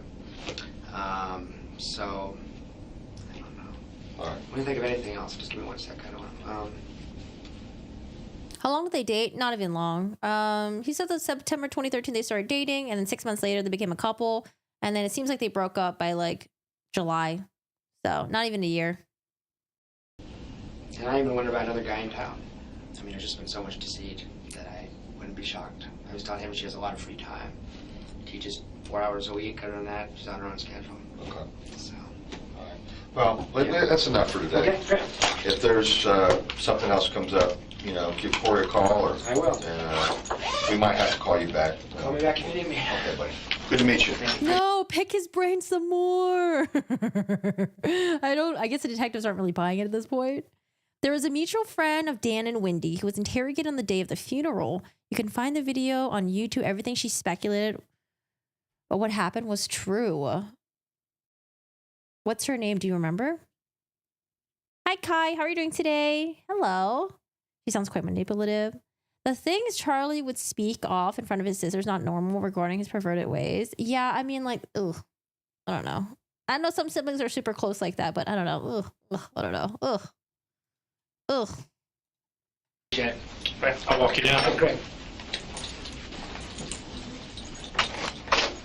Like, it just sounds cringe. Like, sex acts with girlfriends to punish her? Okay, dude. The fuckboy life? Mm.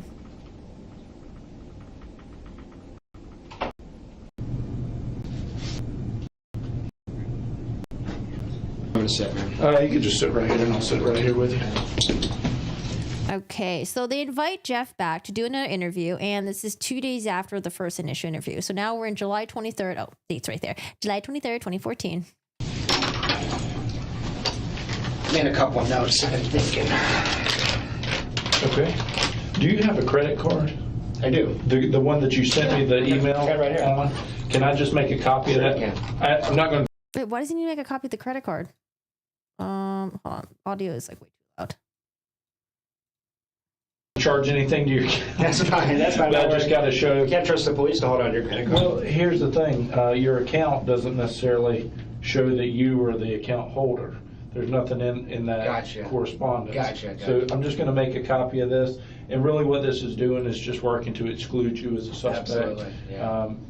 I can also And give you you've one. pretty much done that. Well, I thought so. I'm sure my cell phone records would show that too. Well, I kind of showed this to my boss, and they're like, well, let's just go ahead and verify that he has this account number. Sure, gotcha. And you weren't locking on to somebody else. Yeah. Conspiracy theory stuff, I know. Gotcha. Well, no, you guys gotta be careful. Yeah, we got to check everything out. So I'll be right back. Yeah, sure. I'll make a copy of this, and then I'll come right back. I just thought of a few things that might be useful to you. Okay. Oh, did he reach out to the police for a second interview? Sorry, got a million things going on here. Sure you do.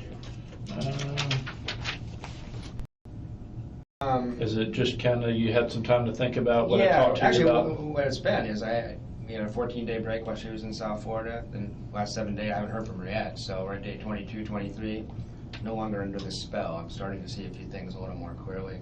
Okay. It's been a month since we were intimate, a month since she kind of controlled me that way. So it's I'm starting to clear up a little bit, man. I'm not under the spell. So there's just some things I think you should know. I'll try to go quick. I know you're busy. Okay. But I appreciate you. First, there was two quick things. You probably already have these, but there's a professor in the department that's totally obsessed with her. You probably already got that. Who was that? He's got really bad teeth. I don't know his name. He called her goddess, and he would send her inappropriate texts. Oh my god, dude. Someone was texting me goddess. I'll burn my phone. Can't imagine that Wendi wouldn't have mentioned that, but just to make sure you had it. He's an older guy, probably in his 60s. I don't know his name, but he called her goddess. And he's no fan of Markel.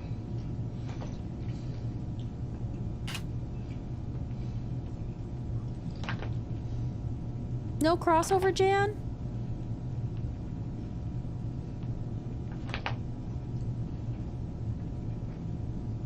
I think I know who you're talking about. I haven't talked to him specifically, but Yeah, seems unlikely, but I figured you want everything. I'd like to see that interrogation too. Who's the professor of the department that was calling her goddess and has bad teeth and is in his 60s? I want to watch the interrogation of that. The investigators need to thank Jeff for doing their jobs. And there was this was one I thought of. There was a student in the fall that was really inappropriate with her. She forwarded a couple emails to me, and he actually kissed her on the mouth during a teacher-student meeting in her office. That was kind of weird. So I don't know his name or anything else, but there was this student that if you're looking for obsession, that was strange for a student to lean in and kiss a professor on the mouth, Yeah. So that's just, Wendy would know the name. She forwarded the email. She was disturbed, but I don't know, Oh. If you really needed it, I have that email somewhere.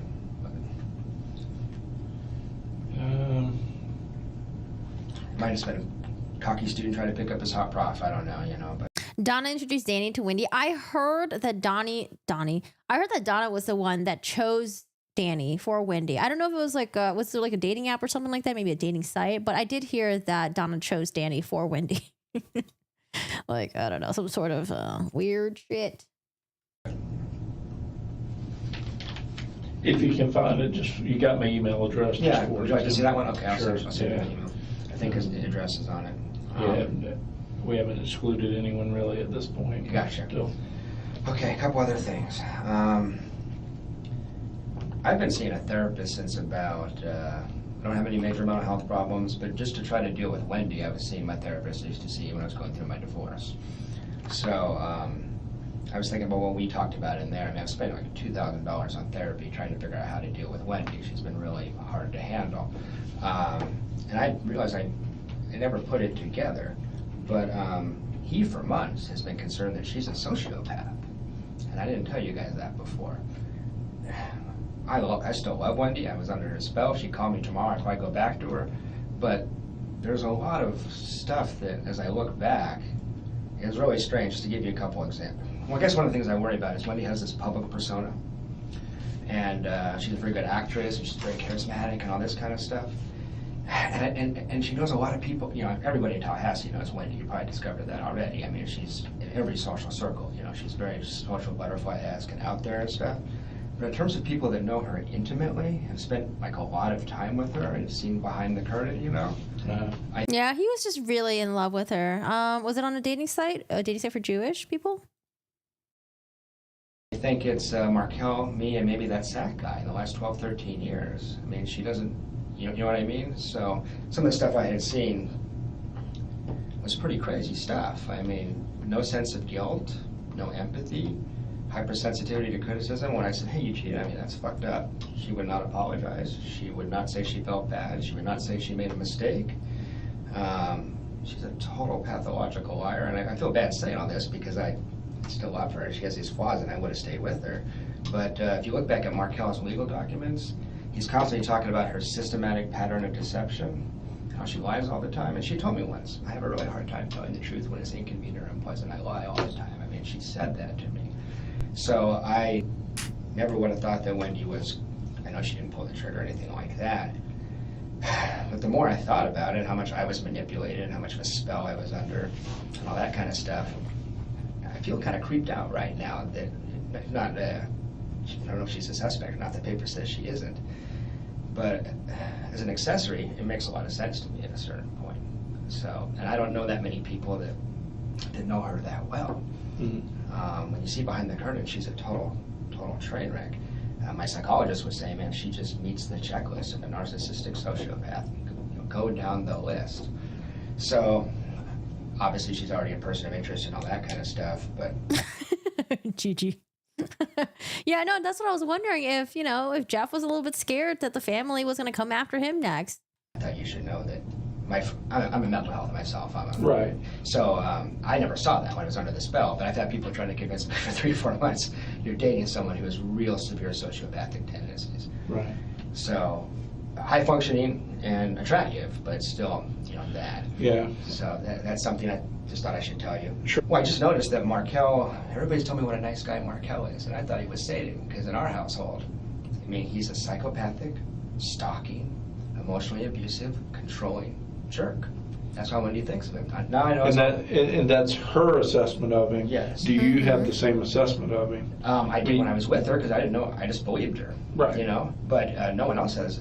What I hear from everybody else is he's an arrogant dick. As far as academic, there's a lot of professors that are arrogant. Sure. But he's a good man. That's what I hear people saying. He was a good father. He was a good man, and he was really upset with Wendi. Starting to understand why. I mean, there's some timing things here. I hope this is all wrong and you find some disgruntled student that shot him. I want Wendi and her kids to have a good life in South Florida. I still love them. I still care about them. I miss them. I'm pretty heartbroken over all this. But if you want information, I had some things to say. So we have this big fight in Gainesville. And I really confronted her. I'm really hard on her. I'm pissed because I feel like I've been conned because she's been calling me her boyfriend and all this kind of stuff. And I don't know exactly what the relationship was with Zach, but I found out enough that it was very clear that she was busted, that she was juggling two guys in some form or fashion. I don't know. Do we know about this Zach / is it Zach? Maybe it's supposed to say Zach, but the caption keeps saying Zach. Do we know about this other person named Zach? Details.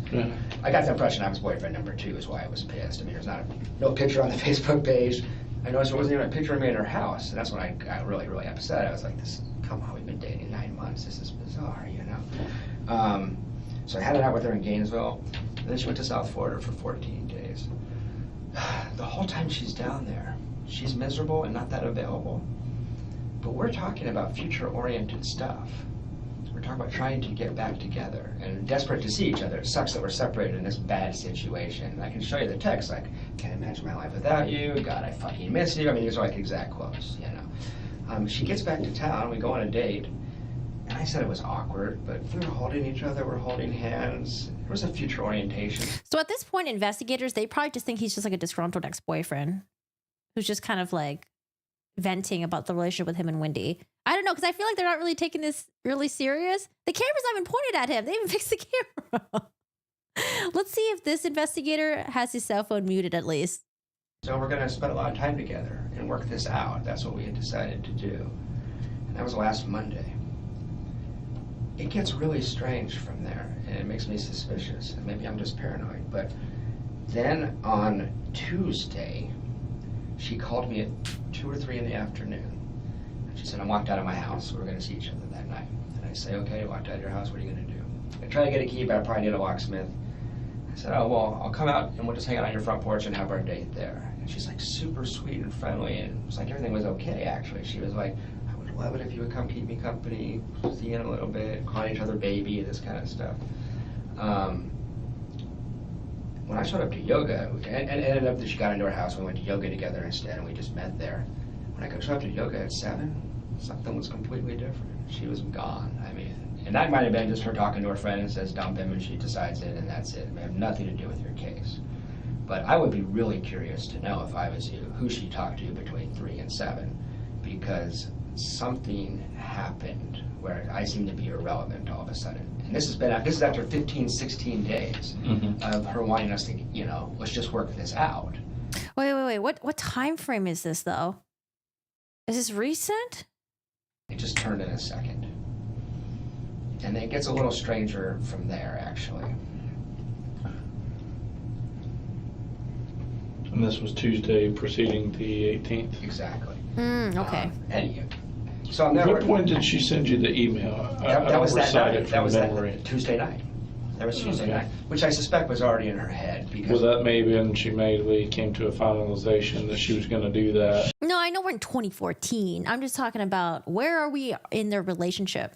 But now we know. It's before when Dan Markel was murdered. She may have. I mean, I don't want to make this all about me. There's bigger things here. But I did notice some things. I mean, so she's done with me, right? Okay. I'm looking at her.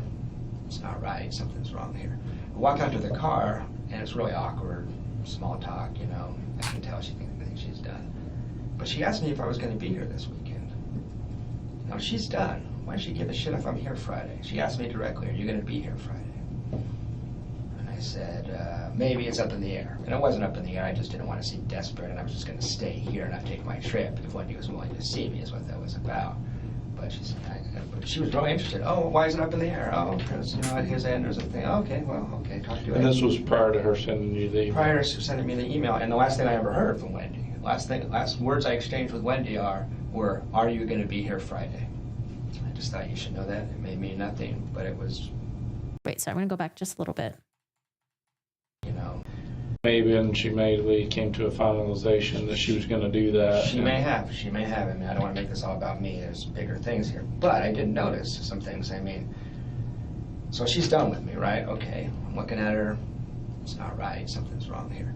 I walk out to the car, and it's really awkward. Small talk, you know. I can tell she thinks she's done. But she asked me if I was going to be here this weekend. Now, she's done. Why does she give a shit if I'm here Friday? She asked me directly, are you going to be here Friday? And I said, maybe it's up in the air. And it wasn't up in the air. I just didn't want to seem desperate, and I was just going to stay here and not take my trip if Wendi was willing to see me, is what that was about. But she was really interested. Oh, why is it up in the air? Oh, because, at his end there's a thing. Okay, well, okay, talk to you And later. this was prior to her sending you the email. Prior to sending me the email, and the last thing I... Oh, so is this the part where Jeff is starting to reveal that he thinks maybe Wendi was trying to set him up? Who are we watching right now? This is Jeff LaCasse, who is Wendi Adelson's ex-boyfriend. Can't see his face though. He's on the left side. So maybe after 2 days of thinking, he was like, wait a second, hold on. Was she trying to pin this on me? If the family set this up? I think that's where we're going here. Okay, well, okay, talk to you And later. this was prior to her sending you the email. Prior to sending me the email, and the last thing I ever heard from Wendi, last words I exchanged with Wendi were, are you going to be here Friday? I just thought you should know that. It may mean nothing, but it was kind of strange to me. Then the no contact order was also kind of strange to me. Usually you would just send someone an email and say, hey, I need some time to think. She was very strict about that no contact thing. It was almost like she didn't want to be in front of me. I just busted her for Well, she that. probably didn't want you to try and talk her out of it. Maybe. I don't know. No, that's my thinking. Maybe. Or maybe she knew something was going to go down and didn't want me in front of her because I read her pretty well. And I just busted her on a whole host of lies, Wait, I'm so confused about the no contact thing. Because he was like, well, there's a no contact thing that she's being really strict about. And she could have just sent an email saying that, like, I need some time. What no contact thing? Is it like a formal court document thing? Or are we talking about something else? I'm very confused right now. Jeff had originally planned to leave. Okay, I think I have to. I'm so confused. I must have missed something. Talking to her friend. They went to yoga. He was suspicious. Everything was fine. Okay. Let's listen. If you would come keep me company, see you in a little bit, call each other baby, this kind of stuff. When I showed up to yoga, and it ended up that she got into our house, we went to yoga together instead, and we just met there. When I showed up to yoga at 7, something was completely different. She was gone. And that might have been just her talking to her friend and says dump him, and she decides it, and that's it. It may have nothing to do with your case.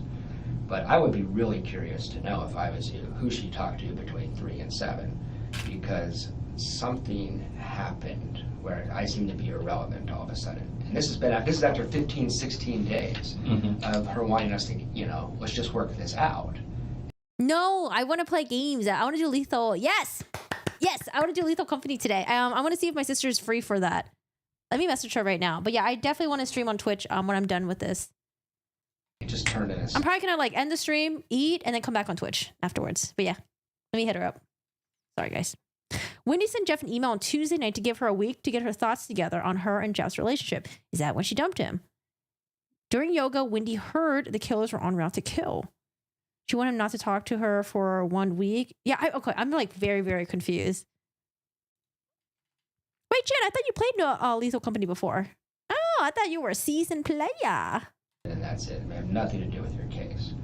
But I would be really curious to know, if I was you, who she talked to between 3 and 7, because something happened where I seem to be irrelevant all of a sudden. And this is after 15, 16 days of her wanting us to, let's just work this out. It just turned in a second. And then it gets a little stranger from there, actually.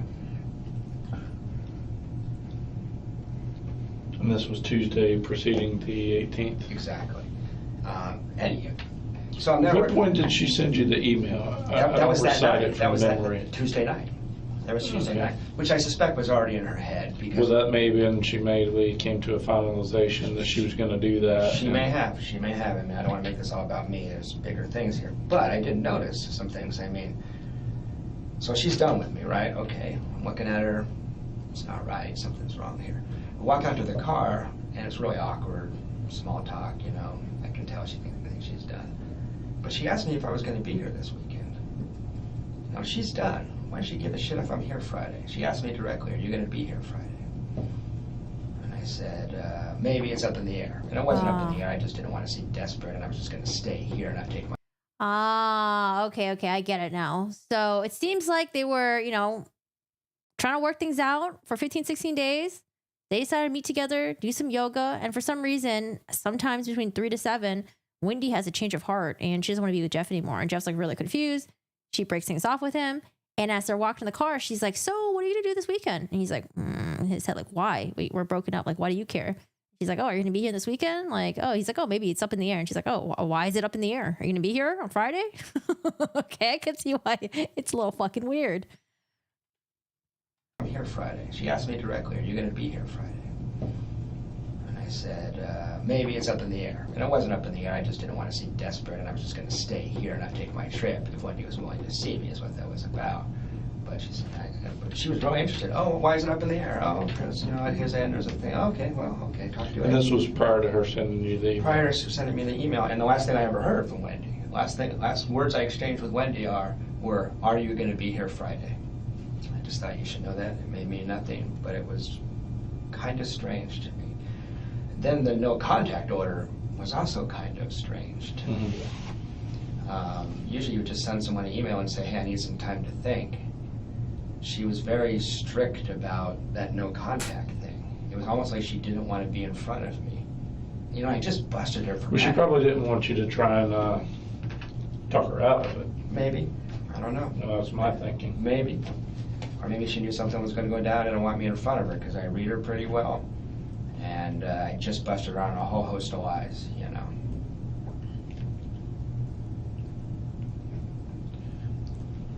Okay. This part sounds crazy speculative. I just wanted to give you the information. So that struck me as kind of strange. Oh, I don't know if you guys have seen this yet. This was just weird. This is just stuff. Have you seen this picture? Probably seen it in the media accounts. If you look at that picture, my friends that I don't have kids. My friends that have kids up and said, look how narcissistic that picture is. What's the Who looks good picture? in that picture? Not Wendy's kids. Wendi. And this comes out Thursday night. She changes this.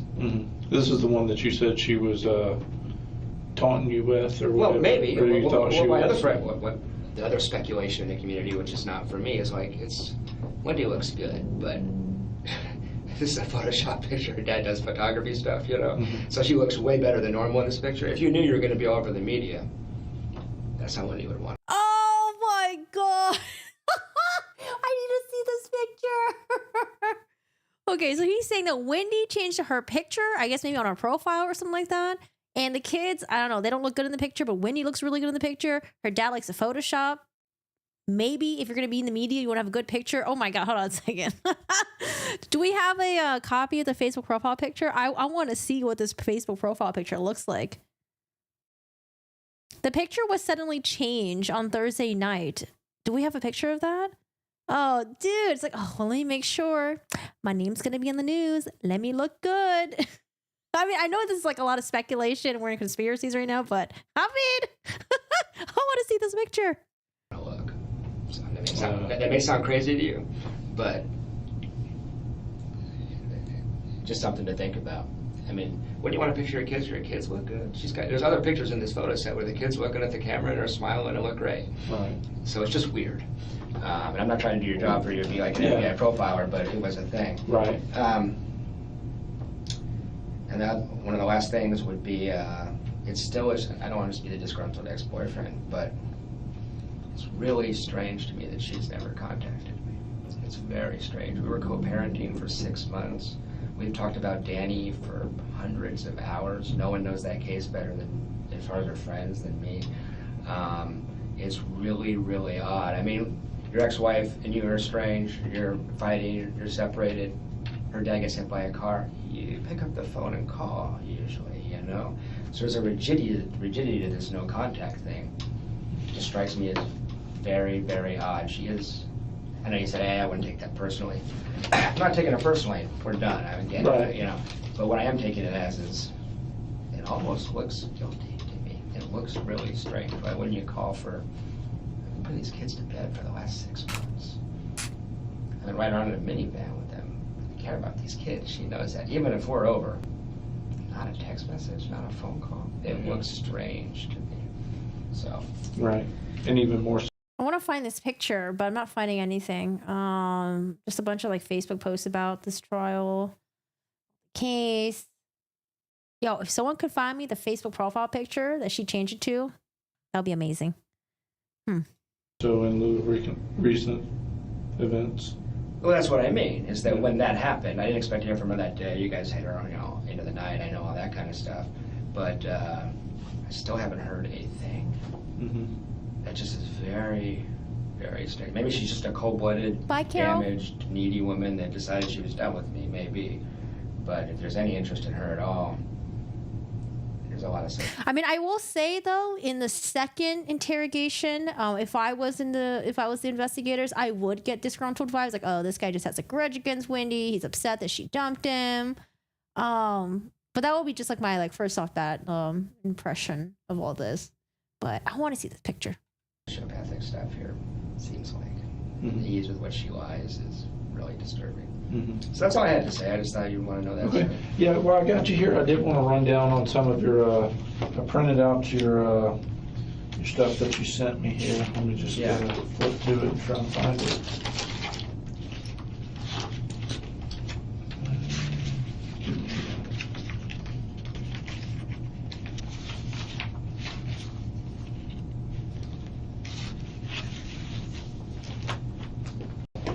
Like that. Yeah. Um, They're a little out of order because of when they cleared, but yeah. Okay, so this day's in was actually, even though it says the 18th, I talked to the clerk and she said you were there on the 17th. Yeah, Thursday night. Thursday night, which is what you said. Yeah. You know, so this is mainly done for exclusionary I got it. purposes. I'm not worried. So I got you here. And then when did this transaction occur? Like, it doesn't have a time. Can you give me kind of more of a specific time? Thomasville? Yes. That would have been on the way there, so 9, 10 o'clock.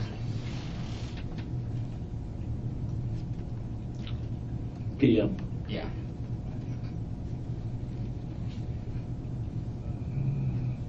And do you remember what time you got into the Days Inn? The point of Jeff's third time, I think the police knew Wendi wasn't taking calls from them and her family neither. Yeah, the third interrogation happens almost a year later, 6 months later. Before midnight. Let's think about it. I left here around 8. I wasn't going to drive past midnight. It might have been 12:15 or something.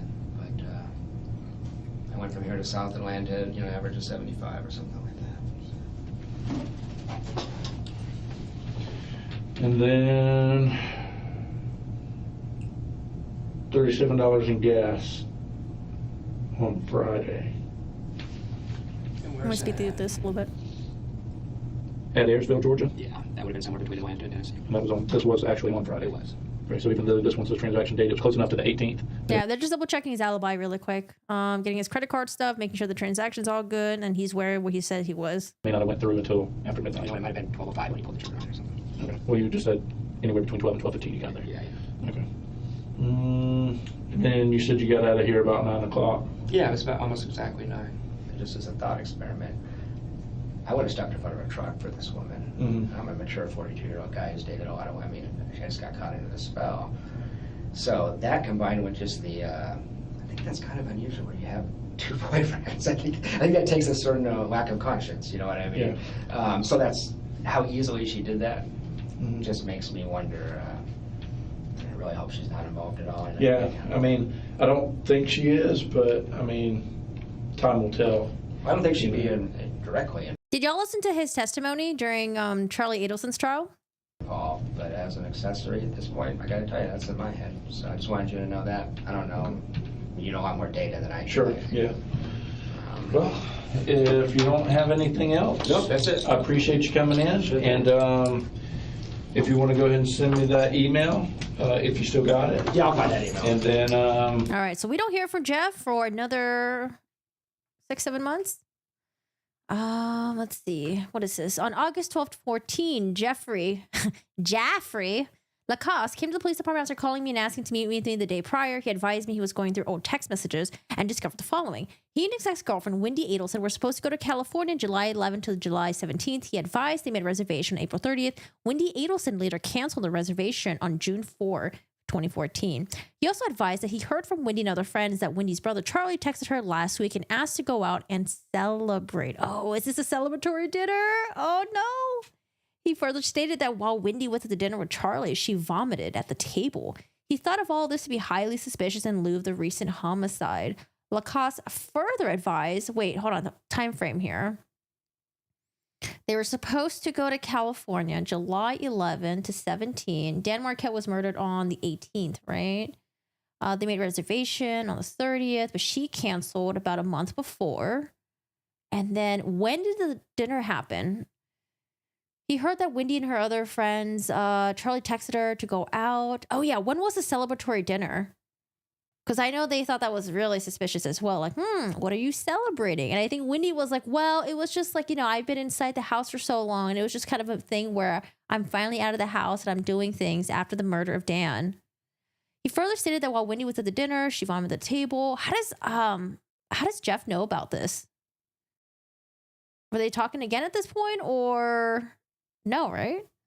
LaCasse further advised that Wendi went to Guatemala March 13th to 15th. He stated that she seemed different after her trip to the country. LaCasse did not elaborate any further. He provided that Wendi told him over the phone that people were saying that she wanted to leave Tallahassee, and she told him that she did not want to leave Tallahassee. LaCasse told me that this statement was completely contradictory to the way she felt about Tallahassee and wanted to go to South Florida. He also told me that Wendi had a boyfriend in South Florida. He did not know who this individual was or could not provide anything further. And speaking of LaCasse, he believed that Wendi Adelson may be indirectly responsible for the murder of her ex-husband, Daniel Markel. When I informed him that Wendi was not a suspect, he stated, well, she should be. Hi, Village. How are you doing today? All right, I read this for you guys. All right, now we are, where are we? Police report from August 2014, Wendi Adelson should be a suspect. All right, now we're in March of 2015. Oh, Wendi called Jeff and said she puked and tried to convince him she was innocent.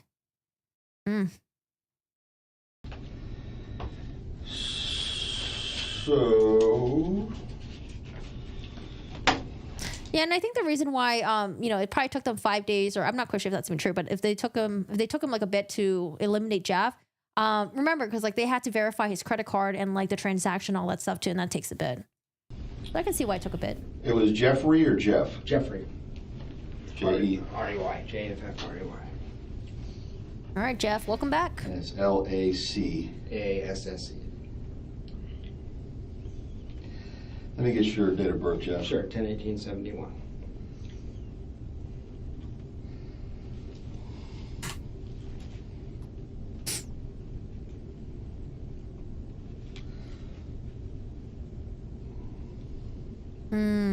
She called him August after the murder.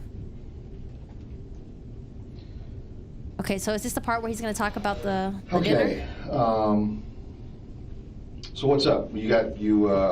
Corey said, and we talked on the phone a little bit, that you wanted to, and you can start at the very beginning, however you want to do it. I got some notes. Do you mind that? No, absolutely not. I don't want to forget stuff, so I've been writing. Yes, get the notes out. That we might end up. Anyone here watch Real Housewives? Whenever there's like a Real Housewives reunion, you know it's going down when someone brings out their notes, the evidence, the printed text messages. I don't know. I get so excited people have notes. Well, here's the thing, and just to give you the broad overview quickly. I felt like when I first talked to Investigator Hale, I was shattered. I mean, you can imagine, you see violent crime all the time. So I think he saw a lot of noise, and a lot of the stuff I told him, but I don't know how it came across. The last couple of meetings we had, he seemed to think I was a disgruntled ex-boyfriend that got my heart broken, and that was why I was upset. And there was some truth to that. I was upset. But over time, I've got some clarity on some things. So, I guess I'll just give you my overall impression, and just want to tell you things I saw with my own two eyes that were very suspicious to me that I didn't feel really heard previously. Or maybe they were heard and not seen as credible, I don't know. But just so you get the context for it, as far as the relationship stuff, that sucked, but the last 3-4 months I moved on with my life, Actually, her moving away was the best thing that ever happened to me in terms of my Oh, good for you, Jeff. personal life. It was a bad relationship. So this isn't any animosity towards her for being an unfaithful girlfriend. This is more deeply concerning stuff about someone getting killed. So I started dating Wendi in fall of 2013. We have mutual friends, but a lot of our friends are in the Jewish community at the School of Social Work. So we both talk to a lot of the same people. Throughout the investigation, your name came up a couple times. And we just have a lot of mutual friends and stuff. So that's how we met. So we dated casually in the fall. She just got divorced, so had I actually.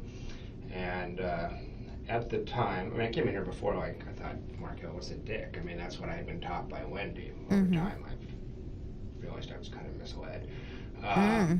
But in the fall, it was interesting. Let me start. Danny had been describing Wendi as a pathological liar and a mentally ill narcissistic sociopath in a semi-joking manner, but to you? To other people. I just heard that through the grapevine. Yeah, because so Jeff said that Wendi said a lot of bad things about Dan Markel, and that's why I was a little bit apprehensive about believing them. They're in a bad relationship. The divorce is very contentious.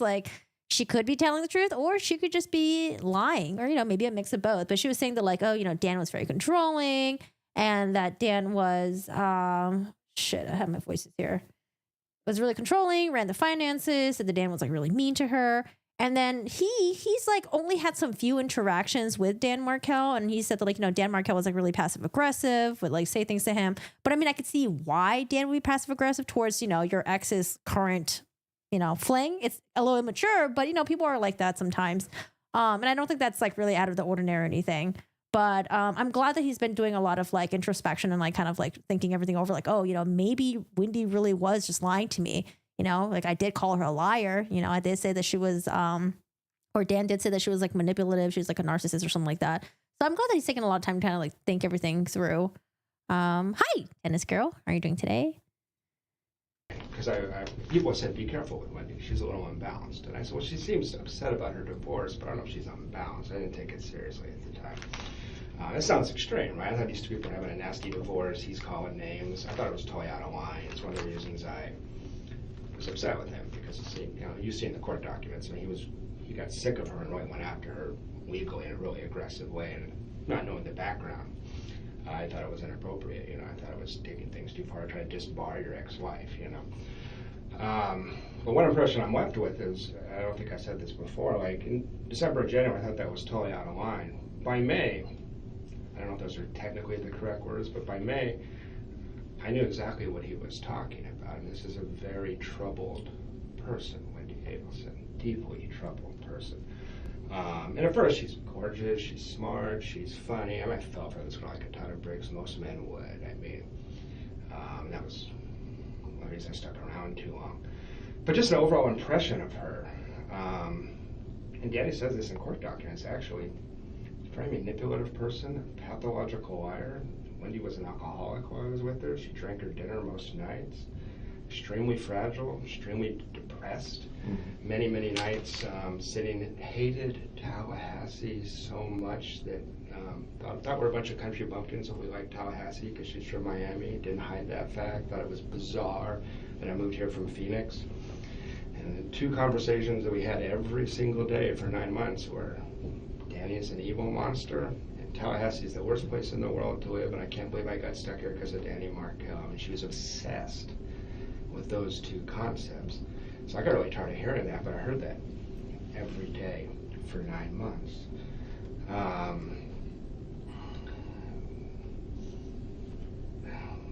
Wendy's very manipulative in that she plays the victim very, very easily. Whenever we got into a confrontation, she'd pour me. Very sensitive that I work with DV victims, women that have been raped as a social worker, all that kind of stuff. So I'm a sensitive Mr. Rogers kind of guy. So it's a very, easy way to manipulate me, or Markel for that matter. But she just wasn't stable even in the fall, and able to cover it up here or there. One of these people, the first 100 hours you spend with her, you think she's amazing. 101 on, you're like, shit, what did I get myself into here? This person's kind of crazy. You talk a little fast for me. I'm sorry. 100 hours? Yeah, first 100 hours you think she's amazing.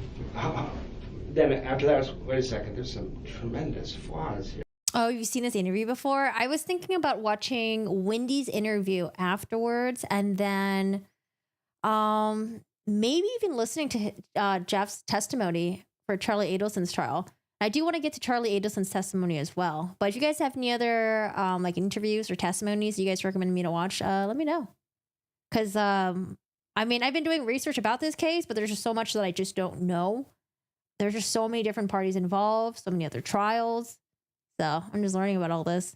So she puts up a very good public face. It's a calm, but as far as seeing stuff pertinent to the crime, I met her brother Charlie when I was down there in Miami for Immokalee. You may recall that I said I found him to be a very strange person, very aggressive, verbally. He takes sex tourism trips to South America to have sex with underage prostitutes. Wait a minute, back up a second. Yeah, he takes sex tourism trips to South America to have sex with underage prostitutes. Sex tourism. Yeah, Okay. yeah, South America.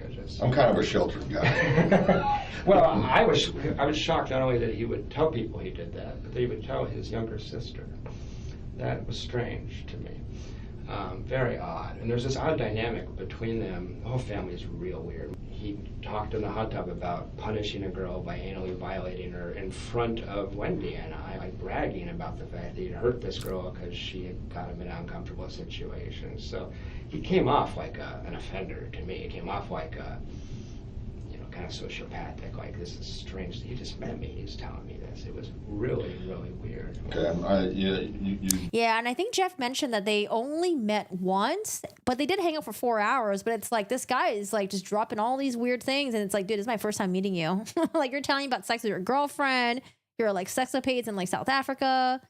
I don't know, man. I wonder what Wendy's face was like the entire time. Was she just like sitting there, like, in that awkward picture that he keeps posting of her, where she's just like standing there and her face is like, what is Wendy's reaction to this? What did Wendi say to Jeff afterwards? Like, hey, sorry, my brother's like really awkward. He's just like that. Like, or did she even say anything? Yeah, go ahead. I know. I'm just trying to rein you in a little bit so I can make sure I get it right. Yeah, I do recall something about a hot tub. Yeah. But I think it may have been something I read from Corey Hale's report. It might have been. Yeah, I talked to him.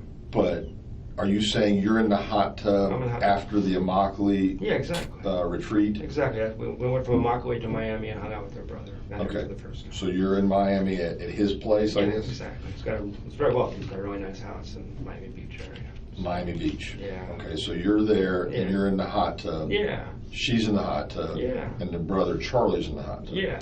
Okay. Charlie's talking about punishing girls through anally violating them in front of his sister. It's just. Is it braggadocious? Yeah. Like she got him punched out at a wedding. He had a Korean girlfriend and brought him as the only white guy to 400 Korean people and just him. Some of the men took offense and he got punched out. What? Yeah. So the way he handled that. No, I don't think he got punched just because he was the only white dude at a Korean wedding. It's because he probably did something to fucking offend them. Let me tell you about something. Korean people, okay? they will get physical with you. I remember back in the day when I was younger, it would be like a lot of underage drinking, and the group that always got in fights, it was always the Korean groups, okay? Something about Koreans and drinking sometimes. Brings out the Korean anger. Anally violate her and then brag about it the next day. I mean, it was really, really weird.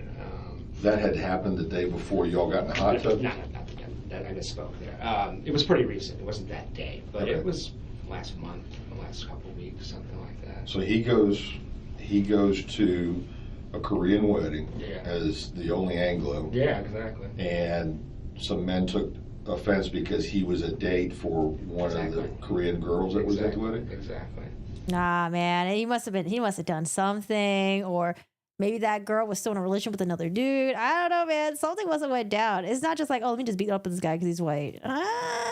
He got punched. And he probably opened his mouth or something. Yep. He says he got sucker punched, but I don't know. Okay, so he gets, and so his way of getting retribution is the girl that brought him to the wedding is to. Anyone have a theory on why she vomited at the table that night? I don't know. Maybe she drank too much. Maybe Charlie got into like the real gruesome details about Dan's murder and that made her queasy. I don't know. Those two things off the top of my head, I guess. Yeah. Rape her? Or Well, it did not rape. It wasn't rape. It was consensual sex. But he was bragging about the fact that he made it hurt a lot and that kind of stuff. Oh, okay. And that was just. And that was anal penetration. Yeah. He's bragging about. And it was 20 minutes after I met him. I got you. So I'm just like, this is not normal. This is strange. Guys will talk to their guy friends. Although I've never said anything like that. I would never want to hurt a woman. It's, Right. So it's. So it just struck me as very, very odd. Fast forward to May, We have that incident in the coffee shop that we discussed, that Officer Hale and you were, I assume that's one of the reasons you guys were interested in talking to me in the first place. But just to remind you, I just walked into All Saints Coffee and there's my girlfriend with another guy. Yeah, don't worry. The guy that he's talking about, he's been convicted for murder. We got his sentencing in like 2 weeks. Hi, Plum Plush. How are you doing today? But that was a big deal in our relationship. And Right, because you see her there, and she's with this guy, and yeah. and you don't know who the guy is. If maybe I got that wrong. You knew that she was seeing a guy. Well, that's one of the things that concerned me, is that she would bring him up from time to time, and there was other signs. I mean, there's, I think, 5 to 10 other men, and I was in denial about it in this time period. That's not a crime, obviously, but it was. She's very impulsive, very erratic, doesn't think things through. She will do them and then worry about the consequences later. She was remarkably sloppy about cheating on me in terms of, well, that's what was interesting. Up until about early June, she was covering her tracks pretty well, actually. And after that fight, we had not a huge fight, we had a mild fight about that. And things started to get really, really strange. And this is what I think I had a hard time getting across to Investigator Hale. So we have that fight. She goes to Portland for a weekend. She comes back. It's now June. In June, I was walking around saying to all my friends, I don't know what is going on. Something is going on. We had that very frank talk about that and decided to stay together. She said, it's one guy. He's gone. He literally moved out of the area, as you probably know. So in June, I was walking around saying to my friends, I don't know what's going on. It's just uncanny to think back on it now. I said, I don't know what's going on, but something's gonna happen. Like, it feels like there's drum beats. It feels like we're moving towards something. It's really, really strange. I don't know what's going on. And one of the strange things that happened was we had a trip to California scheduled to see my parents the week that Danny was killed. And in early June, she rescheduled that trip. And I said, what's the problem with the trip? She says, well, I'm worried we'll get stuck in the airport and we won't be back on Friday. I have to pick up the kids from school. And I said, but we're coming back Thursday night. It's not winter. We're not going. Atlanta in the winter, I would understand. There's no way we're going to get stuck. We can rent a car. We have friends that could babysit. This is strange. I said, fine, cancel the trip. And that was going to be in early June? The trip was going to be the week that Danny was killed. Oh, okay. That was the trip? 11th to 19th was supposed to be the trip. So we had a trip planned, and she was real strange about the fact that we had to reschedule this trip. It just didn't make sense. And I even said, if you just don't want to go because you don't feel comfortable right now, just tell me, that's cool. She goes, no, I have to pick up the kids from school that day. I just have to. I don't want to do anything that would stop that, you know. And she said, I'll miss the kids at that point. I said, okay. Wait, so we knew that Dan Markel dropped the kids off that Friday morning. Was she slated to pick up the kids in the afternoon? I would have just assumed like he would have, or maybe like she was taking custody for the weekend. A couple of days later, I say, well, she said, but I want to spend that time with you. I was leaving for Tennessee on Friday. And she said, I want to spend that Monday through Thursday with you. I said, great. You want to go to St. Augustine? She loves the beach. She hates Tallahassee. This, again, is just very strange and suspicious to me. Wendi Adelson tells me, what I want to do is a staycation. I want to stay home in Tallahassee. I said, you want to stay in Tallahassee the hottest week of the year? He goes, yeah, we'll go to Tom Brown Park, we'll do this. I said, you hate it here. I'm offering to take you away. Why wouldn't you? It's just really strange at the time. I remember saying to my friends, like, Wendi wants, people laughed. I said, Wendi says she wants to stay in Tallahassee. Like, she leaves town. Sure, you know, every chance she gets, she leaves town. Why would she want to stay? I said, I don't know. I have no idea. Okay. I finally managed to convince her to do a trip to St. Augustine, but we had to schedule it so that we were back. Okay. She was corgi, split custody. Her week was coming up. Dan was heading to New York that day. Okay. Because I'd be curious to see if, she didn't. Well, I was curious initially, like if she didn't have custody after he dropped the kids off at daycare. And it's like, oh, well, why did she want to pick up the kids so bad? But now it makes sense. Okay.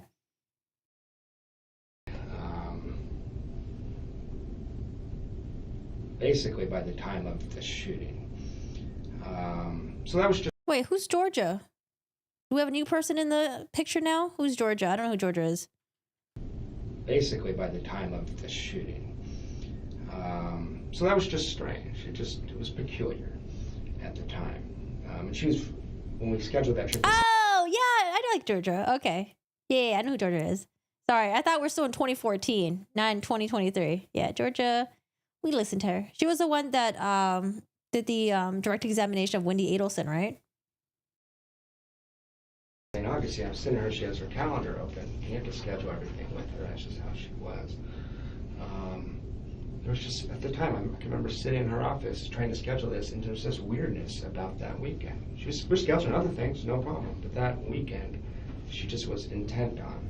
That day meant something to me before Danny was shot. Like, there's something weird about that week. I don't know what it is, but there's something weird about that week.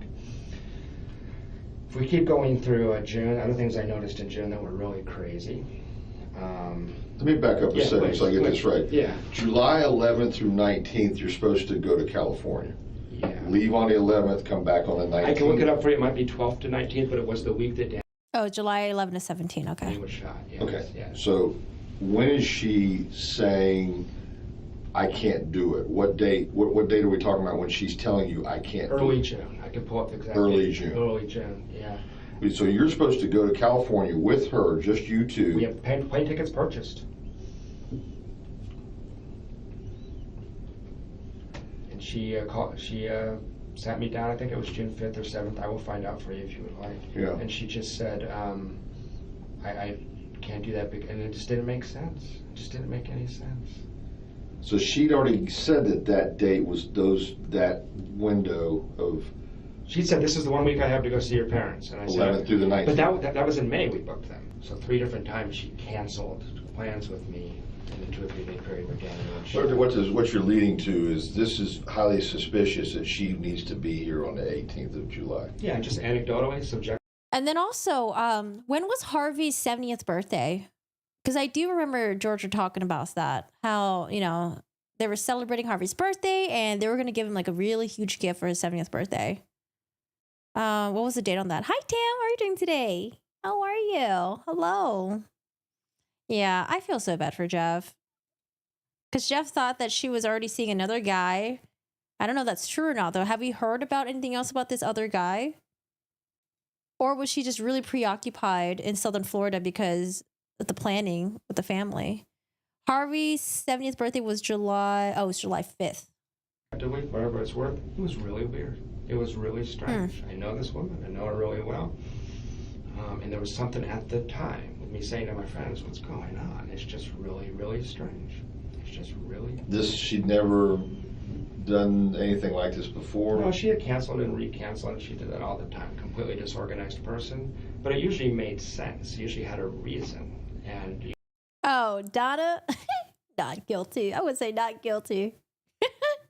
Especially for the murder of Dan Markel. You think Donna, someone like Donna who hated Dan Markel, is going to say she was guilty for that? Usually the reason was something about court with Danny, or her parents wanted her to come down to South Florida. Every other time but this, I understood. This time I was completely puzzled. It didn't make sense. And it was very, very strange. Okay, so she cancels this trip to California. Did you go anyway? I did No, not. of course you didn't. You were okay. Wish I had. Yeah. And so what happens to these plane tickets? Her ticket, I have no idea. So she bought her own? Yeah, we bought separate plane tickets. As a matter of fact, I don't know that she did buy a plane ticket. Oh. But she told me she did. Same airline? Same flight? I can find out. Should I move the captions here? Because we had a discussion about getting our seats moved together, so I think she probably bought a ticket, actually, but I never saw the ticket. It wasn't discussed any further? I can't recall. Okay, so that's the first thing. In early June, she says, Jeff, I got to be back on that Friday the 18th. Exactly. To pick up the kids. I guess that's going to be the first of her week with the kids, maybe? Yeah, she gets the kids back after having, because they went to 7-day schedule in the summer. Right. And she's, I don't know, miss the kids. I said, we'll be back. It's said, if you don't want to go, just tell me I don't want to go. No, I want to go. I just got to be back for the kids. There was a special... Okay, why not adjust the flight or adjust the... Well, she had the kids the previous week. This was her one free week. She's also booked all summer. Well, the 18th is a Friday. Yeah, it is. Okay, so, going backwards, the 11th should have been a Thursday, I'm thinking. I can look it up, but it just wasn't. She was booked week by week throughout the summer.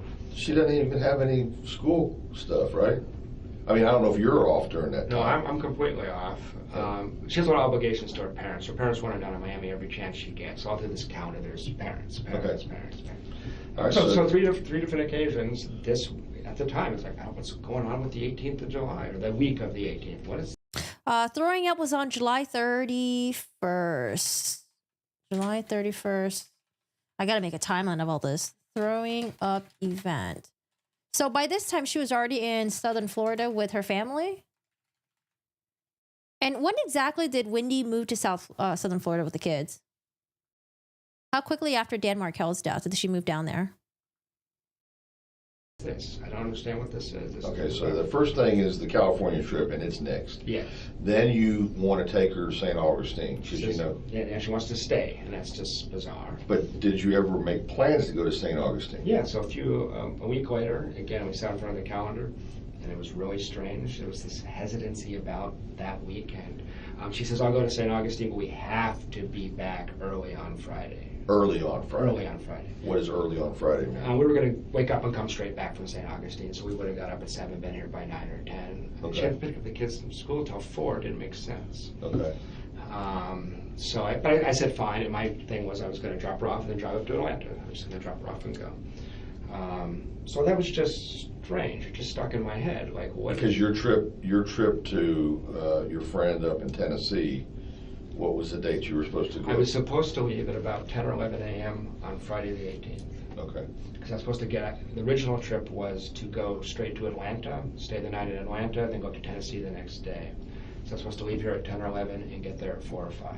On Friday afternoon? Friday afternoon, yeah. Okay. That changed, but that was the original. No, because you left on Thursday. Yeah, I did. All right, well, let's jump to that so I can fill in this blank. Yeah. Why did you leave on Thursday? We'd had a huge fight in late June. I discovered some other cheating. I was very upset with her. And she had sent me we had sort of broken up, basically. But she put me on a 7-day hold. Oh, yeah. Okay, I remember that. Yeah. She sent you an email or something? Exactly. So the night before, I was so upset. I was just like, fuck this, I'm going. I said, get out of town. I was upset. But that's something my friends have said to me that I've never said this, but my friends have said, Jeff, because sometimes it's hard for me to see this clearly, they can see it more clearly. Jeff, you do realize that if you left Friday at 11 a.m. for Atlanta, what this would have looked like, you would have been in custody. You're really. Oh.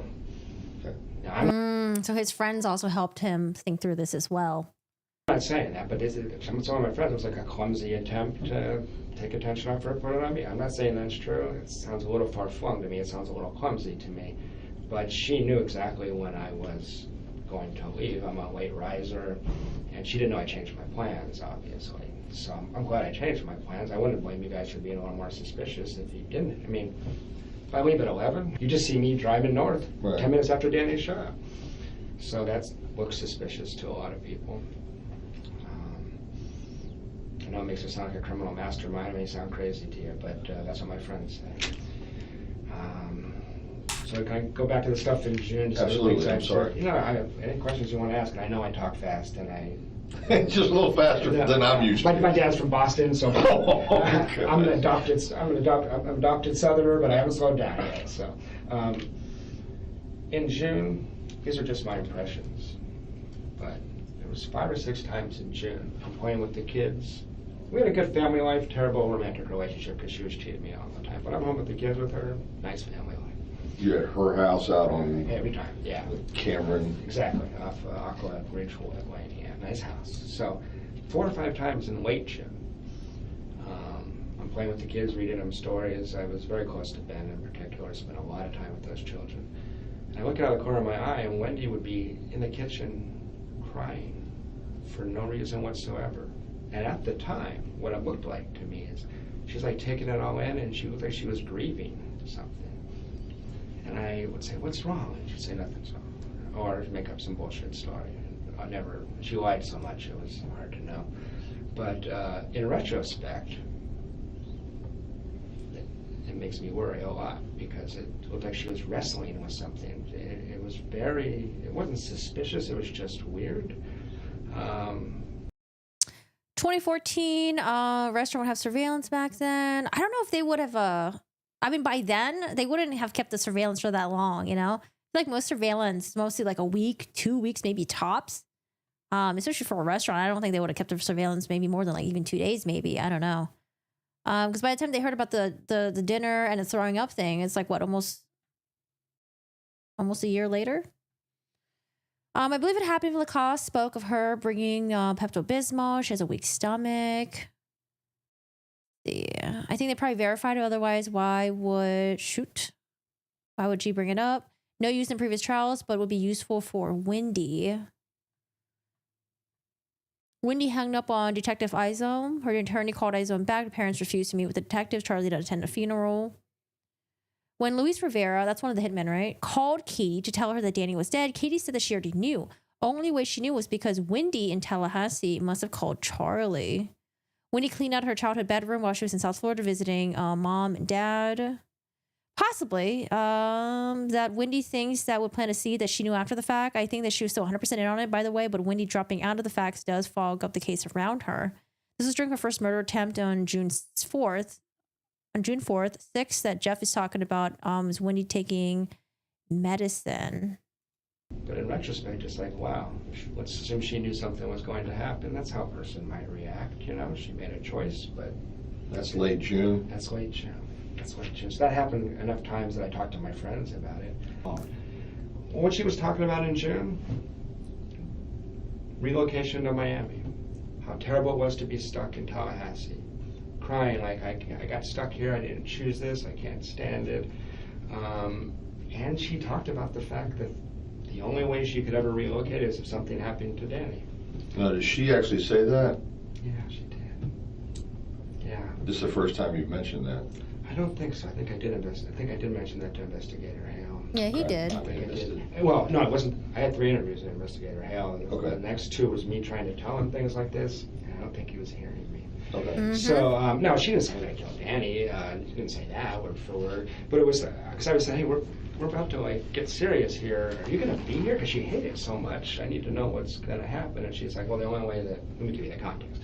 The only way I could leave is if something happened to Danny. But if that did happen, that would be a tough decision. I would probably need to go back to Miami to be with my parents. So that scenario came from her, but it was a response to a question from me. So, I mean, I guess I need to be fair about that one. Sure. But it was, and it's true, right? I mean, it was, I asked if Danny might move with her. She said she would not be willing to do that.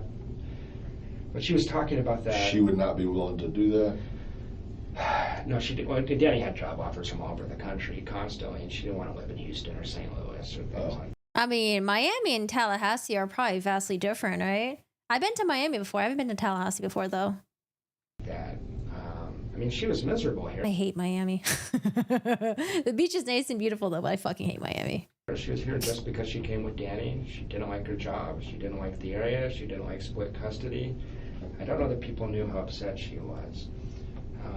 I mentioned to you before you came into the room when I said this, but this is the time period. I don't know the exact day. I'm so distracted by relationship stuff, I can't quite remember it. But she told me that Charlie had looked into having Danny killed in the summer of 2013. She meant it dead serious. I wish to God I'd follow up on that. At the time, I'm trying to figure out us, and I thought, well, Charlie's crazy, I can imagine that, but certainly he's not crazy enough to do that, so I didn't worry about it. That's your interpretation. It's not my... No, let's back up. Yeah, go ahead. Let's get into the... Tampa was nice. Yeah, I went to Tampa before. It was really nice. And then Clearwater, nice area as well. And then... Wait, is Tampa the one that's on the west side of Florida and it's about like an hour away from Clearwater? Because there's this other city I went to in Florida. It's like really pretty. Context of your conversation with her where that comes up about Please, Charlotte. Please. So She just, she's talking about Danny. She is completely. where are we at? We're at her house in the living room in late June. In late June of 2013. Yeah, 2014. Yeah. I'm sorry, 2014. Yeah, late June. And you know what? This might have even been. This is sometime between June 20th and the Monday before Danny was shot. Okay. And I want to say it was right before, but I don't trust my memory on that, the date. And she's talking about Danny because that's all she ever talked about. Danny wasn't a human being, he was Satan. He was what? He was Satan. Satan, Yeah. okay. And what was real strange about this was that in January, February, March, they had a lot of court stuff, and I could see why she'd be so pissed off at Danny. Danny had calmed down. He liked his new girlfriend. The judge had read him the riot act in court when they went to court the one time and told the other attorney, you need to calm your client down and stop having your client write his own legal briefs. I'm sick of reading this crap. You know, Danny was going to get his butt handed to him by the court, and Wendi was going to have to concede a couple things, but she was going to win, everybody thought. And he had calmed down. He really had. So I was trying to say, maybe we could talk about Danny a little less. Danny's chill. Danny's happy with Amy. This is good. This is good for us, you know? And I was starting to see Danny a little more realistically at that point. So she's in the middle of these conversations where she's just ranting and raving about Danny. Very angry with Danny. She's very sensitive, and the worst thing you could do for Wendi is point out that she's not perfect. And that's what Danny represented to her is, he said, you're a liar. You know, things like that. Anyway, she just comes out of the blue, and I said, well, I just wish something, I can't remember exactly what I said, but I was like, you know, this isn't going to ever be fixed in the way you want it. This is, you're linked to this man for your life. You know, there's no fix for this, but you have to fix what you think and feel. And she said, well, you know, Charlie did look into having him killed last summer. He said it would cost about $15,000. $15,000? That's right. So why would she share this with him? I get it. You're in a relationship. You're, you know, maybe boyfriend, girlfriend at this point. But I mean, come on, y'all weren't even dating for like a year. I don't know. That's Seems cheap to me, but you would know better than I. like sharing this, knowing that like your family might do something, but like sharing it, knowing that like, you know, maybe it was just like a joke or something. But like, I mean, we all kind of have an inkling that I feel like Wendi knew something was about to go down. I don't know, man. I don't know. He's got his notes there with him too. Thank goodness. Yeah, he's got great memory recall. Oh yeah, do we have interviews with the friends from lunch? Do we have interviews from any of her friends? And It's, I want to make sure I understand yeah, this please. completely. So, June, what was the date? Between June 20th and March 14th, let's say. I think it's probably, I think it's closer to July, between June 20th and July 14th. I think it's closer to July 14th. Okay. She says, you know. Yeah, the name change was like within a year.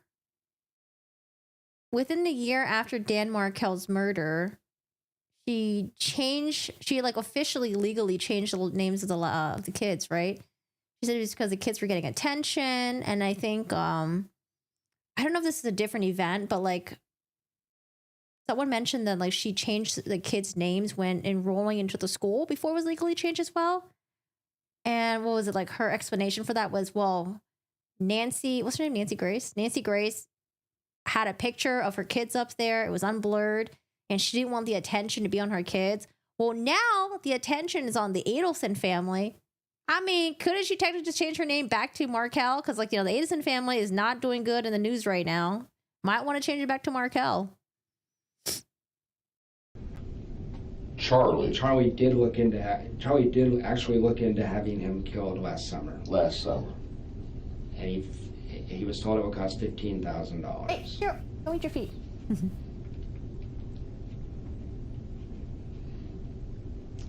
Yeah, that's why I was trying to see if we could find that Nancy Grace segment to see if she was even telling the truth.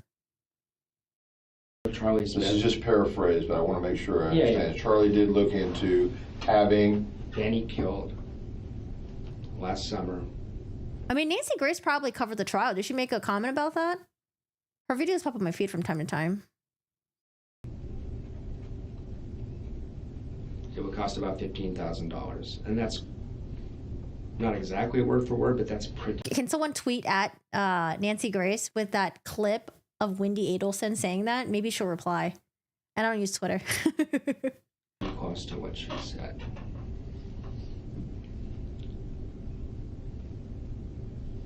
Wish to God I had followed up.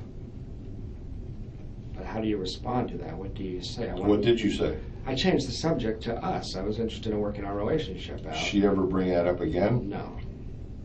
Never again. But what worries me is that the speech pattern, I'm not trying to play FBI profiler here, but It's kind of like, I told you half a truth instead of half a lie. that's how she lies. That's exactly. I'm sure you've done that on anyway. So it doesn't have the impulse control just to say nothing in high stress situations, but gives you this half-ass version. Yeah. So I thought about that a lot. But you do remember the amount is 15,000? I do remember that. No further than that, nothing else? There was nothing else. I wish I followed up. I beat myself up about this. Oh, you didn't. What am I gonna do? Call you guys and say my girlfriend said something crazy? I don't know. No. The thing that worried me about Charlie is he has a very close friend and goes on these trips with them who's ex-special forces and is known for being kind of deranged, and I thought that guy was done by somebody who knew what they were doing. So I told you guys that already. What's his name, though? I never got a name. I don't know. I assumed you guys investigated it. I don't know. He's a tatted up, known affectionately as a deranged guy. Guy just didn't come back the same like some of these guys do, unfortunately. But he's a close friend of Charlie's? It's on his Facebook page. That's what I told investigator Hale. Okay. When I heard the crime occurred, about 12 hours I was shocked, and then as I'm driving up I-75, in my head I was like, holy shit, Charlie did it, and he got that guy, I can't remember his name, to do it. You're saying this guy is on Charlie's Facebook page, or was? Was. I don't know if he is. Okay. These are really smart people. I wouldn't be Facebook friends with them anymore if any of this is true. Other thing that happened in June, the relationship isn't doing well. All of a sudden, from nowhere, you know, like a 5-year-old kid will try to manipulate you in a very transparent way, and it's like obvious what they're doing. She started doing that kind of stuff. I got the sense we weren't going to make it. It was obvious to me, and I never going to trust her again. All of a sudden, she throws me the world, and if all at the time I said to my friends, I've been very careful not to develop like a hindsight bias. I've checked back in with my friends. Oh, you know what? Maybe there has to be like a Reddit thread. I feel like Reddit does a really good job at finding everything. Is there like a Reddit thread for the Adelson stuff? There has to be, where like there's someone out there that probably found the Nancy Grace segment. What did I say? They said, you said in June it felt like Wendi was stringing you along for some reason, and you couldn't figure out why didn't she just break up with you? She's like, this ain't gonna work, you know. So all of a sudden, she's telling me I should move in.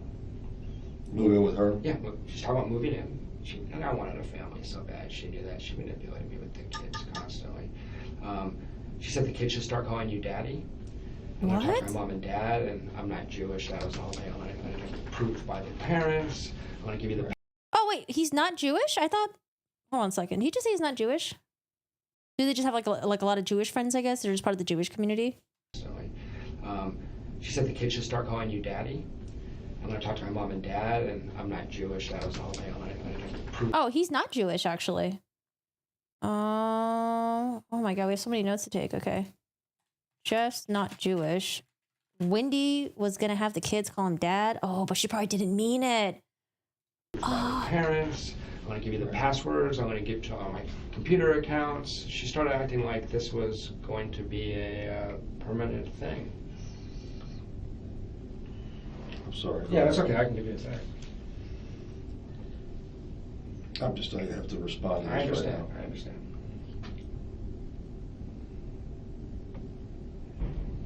I guess not. I guess he just have like a lot of Jewish friends, and he's just part of the Jewish community. Like, you know, I guess he's not Jewish.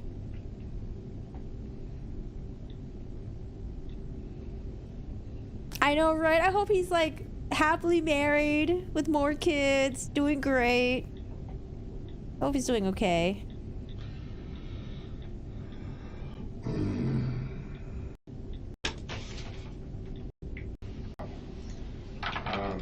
So it just at the time, I felt like I was being manipulated. I couldn't figure out why she'd want to keep me around. It was really strange. Just all of a sudden, here's the world. Just all of a sudden being over the top sweet. I hate it. Jeff, I'm confused about this timeline here. Yeah, Maybe but- we should try to get that. Yeah, okay, go ahead. Okay, where's this week off? What That's is in the- July. I've been going. Okay. I've been going in order. Okay. So we're still in June right now. Okay, well, so we're in, but this comment from late June of the 20th through the July 14th is before or after what you're telling me now? I can't remember exactly. It's what my I- fault. No, it's okay. No, it's not a fault. I can't remember. I want to be as honest and accurate as I can. Sure. I think that's the Monday before he was shot, but I can't be certain. So this would be preceding that. Preceding, okay. Preceding that. Yeah. Okay. Yeah. Gonorrhea. So it was just off street. Is gonorrhea supposed to be like gonorrhea or like diarrhea? Or both. That's so gross. Oh, okay. So y'all think that she kept him around for a little bit? Oh man, had no intentions of having a serious relationship with him. Right. These are just my impressions, but it's like, what is going on? It just didn't make any sense. It was just really strange, erratic behavior. She wants you to what, though? Well, I was threatening to leave at this point. Okay. So, and I guess if I'm putting on my cop show hat, I'm wondering if it would have looked weird if you break up with your boyfriend and then a week later someone gets shot. You know what I mean? I don't know. So, get to mid to late June. She went down to South Florida. She came back. I could tell she had cheated on me. I was very upset. It's very obvious. And we went to Gainesville, June 27th. She accompanied me down there for a work trip. Okay. 27th? Yeah, that weekend together. Tried to, thing was, she was going back to Miami for 2 weeks. As soon as we got back, we drive back to Tallahassee, then she drives down to Miami with her mom. Oh. So that was because her mom has to come up to take with her because she's not allowed to go herself. I knew it was the worst time in the world to have a fight. I just finally lost my mind on her. So the only reason this is relevant to the investigation is it precedes this crime by a couple weeks. I did not touch her. I did not call her names, but I lost my shit on her. I told her exactly how upset I was. I chewed her ass. She decompensated in a way that I've never seen an adult do before. She ended up in the fetal position, sobbing like a 3-year-old. So I was really upset, as you can imagine. I mean, and put me with the kids on Mother's Day, and the next day, I was really upset. So anyway, I was pretty angry with her, and you may have seen the email. She actually was manipulative enough that I ended up apologizing for that. Because, Was this on her Gmail account? Yes. There's a lot of... Other investigators have looked at those. Gotcha. And so I'd have to figure out which one. Yeah. I'm just saying, if you see it, it's a little I just embarrassing. didn't know if it was her Gmail account or her work account or a different account. Yeah. If I want to go back and look at it, I'm going to look at the Gmail. Yeah, it's Gmail. It's on Gmail. Did she give a reason? It's deeply important to her she be perceived a certain way. No, did she give a reason why she was having multiple sex partners? Not a good one, no. I mean, she said she didn't actually. She said she was very upset by my behavior in Immokalee when we had two, what you or I would probably consider normal range, uncomfortable conversations for 30 seconds. Where she said, I was afraid in Immokalee you were going to be a jerk. I said, could you please be more considerate to me? That's literally all I said. She's a hair trigger. I think she didn't want a boyfriend, is my suspicion. I think I was awful helpful with the kids and stuff like that. Okay, I got you. I think she enjoyed using me as her. Okay, let's narrow this down. Yeah. Okay, June 27th, Yeah. you're telling me is the date that you're in Gainesville and you have this blow up. Yeah, we have a total blow up. Okay, so is the comment about Charlie and the 15 grand after that? It is after that. Okay, so we can narrow it down to the 27th and Yeah. after. You know what? I just want to be as conservative as I can, but I'm almost positive that was July, the Monday before he was shot. The I had to Monday. bet money on it. That's where I put my money. Okay. So, when I was talking to her about that, I was struck by how cold and callous. See, that's why I feel like Wendi was planting seeds, man. Just in case if the attention was going to be on her, she didn't want to go down for it. She was going to plant seeds about her family. And basically sociopathic she was. Here I am, I was crying, I was very upset, and I said, you're not a sociopath, you must feel bad about this on a certain level. And she goes, I don't know if I'm a sociopath. Now, when he testified, did he also kind of echo the same thing, that the Monday before Dan Markel was shot, that Wendi mentioned the hitman thing and her brother? I don't feel bad about any of this. Has there ever been a confusion about, okay, Jeff, I'll just be simple, Yeah. Elementary terms. Jeff loves Wendi. Wendi loves everybody. You see what I'm getting at? No, that's what you understood her that she was supposed to be strictly with you? Yeah, just from March on. Before that, I knew what she was doing before that. March on, I've been to 50 dinner parties where I'm introduced as her boyfriend. She took me out in public constantly. Continually. Give me a minute here. Yeah. You need something? If you have water, I'm Yeah, going to try yeah. it. I'd appreciate it. Yeah, give him some water. Maybe some tea, too. Give him some honey to coat that throat of his.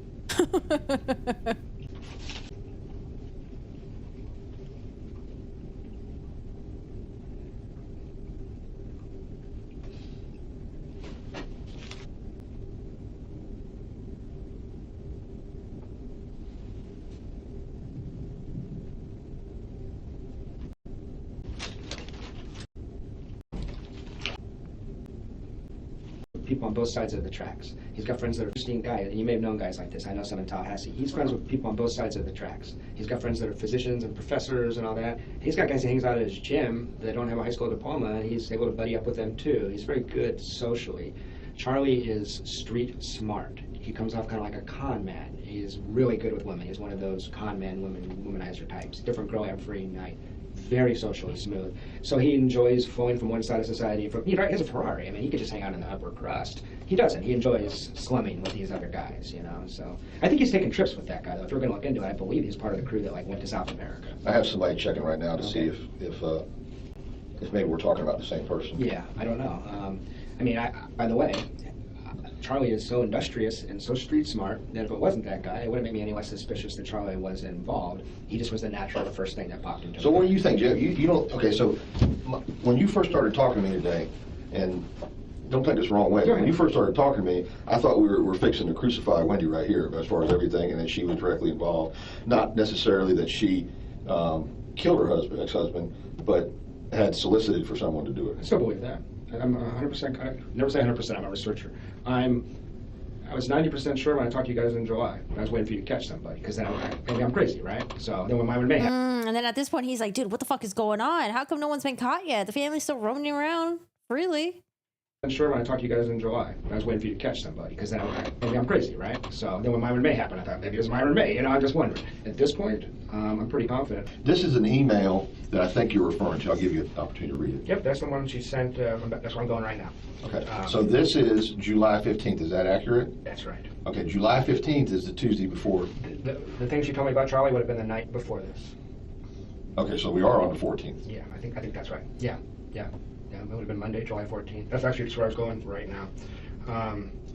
Go ahead. So she goes to South Florida for 2 weeks. We barely talk. It's hard on both of us. You guys have emails. It's bullshit romance stuff going back and forth.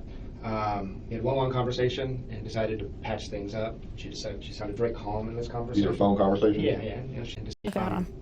Go ahead. So she goes to South Florida for 2 weeks. We barely talk. It's hard on both of us. You guys have emails. It's bullshit romance stuff going back and forth. We had one long conversation and decided to patch things up. She sounded very calm in this conversation. These are phone conversations? Yeah. She's in Miami. She's in Miami. And while she's in Miami, she says, she would just disappear for 14 days. I wondered if there was another man down in Miami too. It seemed plausible because her parents take care of the kids. It doesn't make sense how busy she is. Come back Monday, we go on a date. That's the 14th. That's the night that... Okay, you're on the date here. Yeah, we're on the date here. It was real awkward. And she was a little strange, but it was overall a pretty positive date. That's on the 14th. It's on the 14th. So That you're having this conversation during or after your date? After the date. Back at her house? Back at her house. Back at her house. And didn't have wine that night. She was sick. She got back home. She was really stressed out and sick. So the next day is Tuesday the 15th. Wake up in the morning, I call Wendi, and I told investigator held this. I don't know if there's anything here, but it was kind of bizarre. Talk early in the morning, maybe 9 or 10, and I said, I'd like to see you today. I was a little encouraged. And she said, yeah, I'd love to see you. And she'd locked herself out of her house. I said, well, come hang out with you. She said, I'd love to spend time with you. And then I waited. 3 hours later, I get a phone call, and she's like, actually, I got into the house. Let's not do the afternoon. Let's just go to yoga together. So where? Yoga. Okay. So we went to yoga together. It was awkward as hell. She was cold. She was done. I could tell. So I'm sitting there going, okay, this is over. Walk her to her car at the end of yoga, and I say, I love you. I don't know what else to say. She goes, I know. I was like, well, that's not ideal. So, I love you, and she goes, I know. Yeah. Of course you do. I'm a goddess. I'm a narcissist. Yeah. So I'm like, I said, I literally went, okay. Oh, poor Jeff. Can you imagine saying I love you to someone? They're like, I know. Oh my God. Jeff says, I love you. When they got to the car, it was awkward. They were cold. Okay, so here's what I have so far. So this is in July. For 2 weeks, Wendi sort of disappears. Jeff thinks that she's probably with another dude. But they have a phone call. They patch things up. Monday, July 14th, they met up. And that's when Wendi said that Charlie was going to hire a hit.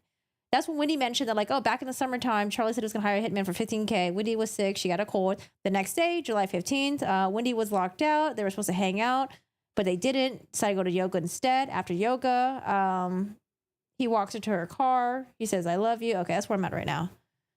Okay. Sorry, we're just putting all the timeline together right now because I'm getting so confused. All right, but we got this. We got the timeline. Thank you, Jeff. I just turned to leave, and this, I told Hill this, but I want to say it again. She goes, hey, Jeff, are you still going to Tennessee on Friday? And I say, I'm thinking, why the hell does she care? You're walking away, you're separating? Yeah, I wanted 10 paces away from her, and she says, hey, Jeff, are you still going to Tennessee on Friday? And I say, I lie. And I say, actually, it's up in the air, because we talked about if we broke up, I should come over and say goodbye to the kids. I was hoping she'd invite me over. And she said, well, she was deeply interested. She asked me 3 or 4 questions. But this is after this, right? It is after. No, that's not. I get this email at the end of the night. She goes home and she sends this email. This is after this. This is after the conversation. The conversation I'm talking about right now happens an hour before I get this email. An hour before. Okay, so we're still Tuesday the 15th? Yeah, at 7 o'clock at night. Okay. Okay. So she asked 3 or 4 questions about under what circumstances would I go? Why am I thinking about not going? She seemed deeply interested in what I'm going to do on Friday. This was bizarre. I was like, well, whatever. Got home, got this email. What was so strange about this? We had just spent 16 days away from each other, thinking about things. Then I get this. I told her, if you don't want to do this, send me a text and say I can't do this anymore. Why would you string me along for a week? It's real strange. I just want to make sure that we're on the same page. Yeah. I'm going to read this aloud, so if there's something, it pains me to be writing this to you now, but here we go. I need some space to clear my head and to figure out how to move forward. I am heartsick, but my head and my heart. Oh, let me get the transcript. Oh my God. Show transcript. Okay. I'm gonna read this loud. Something that pains me. Okay. It pains me to be writing. Pains me to writing it now, but here we go. I need some space to figure out. I am heartsick. Sorry, this is just for my own personal notes. Not true. Want a full commitment. Okay. But my head and my heart are having 2 different reactions to us being together, and I can't reconcile.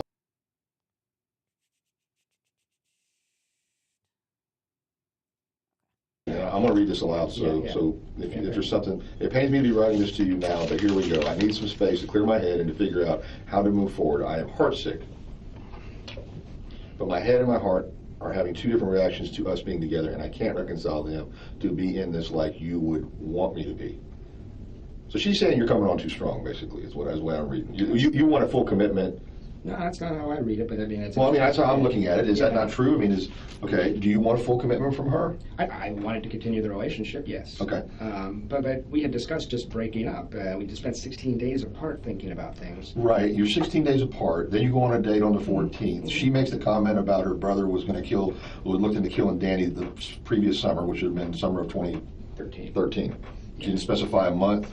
You didn't question her any more about that. I was too focused on this stuff. Yeah, I didn't. No, you make. Did someone mention that did Rob go on a podcast and talk about this? I feel like I remember someone telling that to me. Am I just making that up? Yeah, I heard that Rob was over the family drama because the family was upset that he married a woman that wasn't Jewish, and then he was the one that cut them off Because he was just like, fuck this, which I fully support. Please cut off your family if they're being toxic. He did. What's the podcast? Do we have a link to that podcast?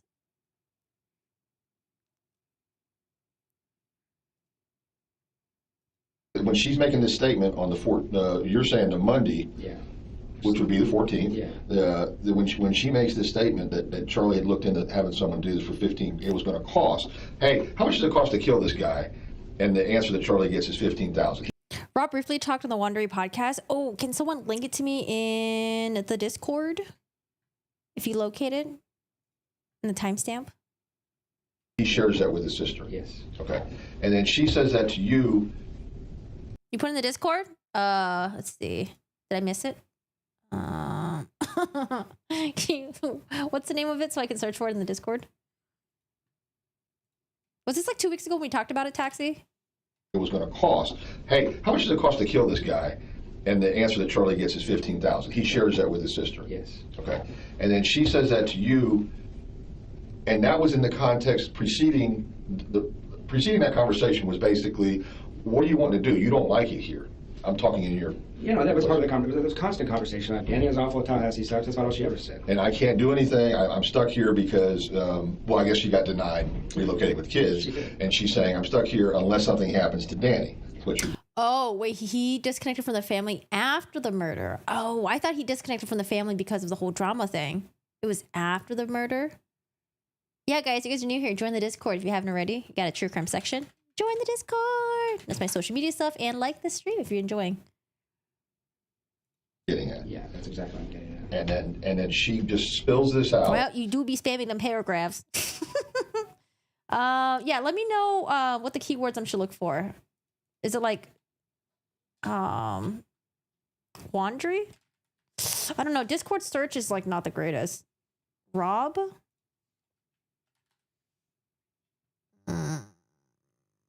Nope. Robbing, robs. No, nope, not finding it. I can scroll up too. I would love to, but I don't do Discord. It's all good. You guys have Discord for to join. Wendi even forwarded the email from Dan's filings to Rob. Why did she do that? Yeah. And then I think, by the way, she just went to the bathroom. I think there was something like that. Where like. But you're saying that, I mean, there was no more conversation about this. Is huge to me. This is. Wait. Did I skip over something? Hold on.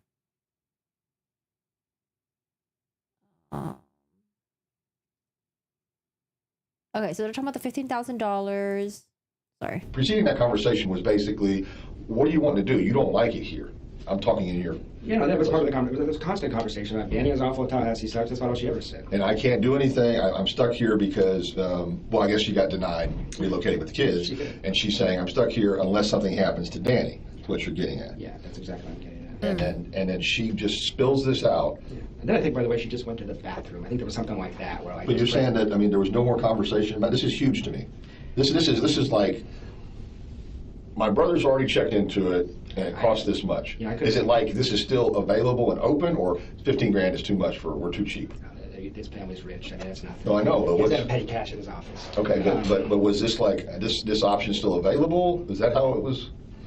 It was just said in passing, and I've mulled it over in my head 100 times. I didn't know what it meant. Okay, so my brother checked into it, and it was going to cost 15 grand. I'm just heartbroken in this situation. I'm not thinking about that. I'm thinking about how to get this woman back. I realize, but I'm trying to glean this Yeah. from what the interpretation that you got from it. Yeah. I know. Yeah, because when he heard it at the moment, he was probably just like, okay, that's fucking weird, but can we talk about us getting back together? Like, why are you showing me this? Oh, planting seeds, that's why. You told me you didn't ask for anything more about it. Poor I mean, Jeff. You know, a statement like this, don't take this the wrong way, but if I was in your shoes, I'd be saying, what the hell are you talking about? I got used to her craziness. That's Okay. right. I mean, she's all over the place all the time. So I think I just wrote it off as another crazy thing Wendi says. But you recall the amount. I do, and I went back to a couple friends because I told them about this Right. after Danny got shot. I said, holy shit, you know? I mean, that's what happened. So I beat myself up about that. No, I don't want you to beat yourself Yeah. up. I just want to make sure that you didn't. I'm just trying to get you to see. Is there anything else that you can recall? I'm not saying you did anything wrong. I know I get that. I'm saying, are you sure you didn't miss something else in that conversation? No, because it was right back to her and I. Okay. All right. since you're going to be here, and that's not going to happen, you know, that. So this comment is made in passing as she's traipsing off to the Something like, bathroom. her bedroom or something. Comes back out, it's all, And, okay. I now- say, I had a good time last night, or something like that, you Okay. know. Oh, sorry. He was talking slower a little bit. Now we're a little bit more animated. Sorry. It was that kind of thing. So she sends me this email, and I don't know if it's coming on. I didn't know what to make of it. I sent it to some of my friends who know her pretty well. It said, she's crazy, is what they said. I mean, why wouldn't she just break up with you? It doesn't even make sense. I should have broke up with her.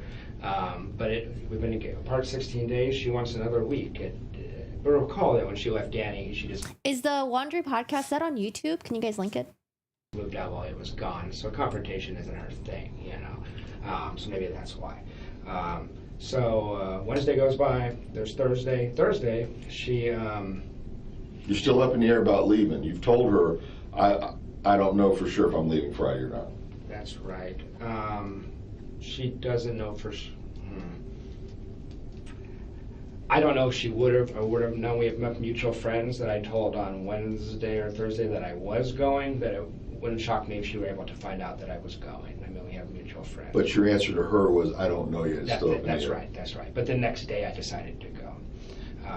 So it was all On Wednesday. Yeah, I decided to go for sure on Wednesday.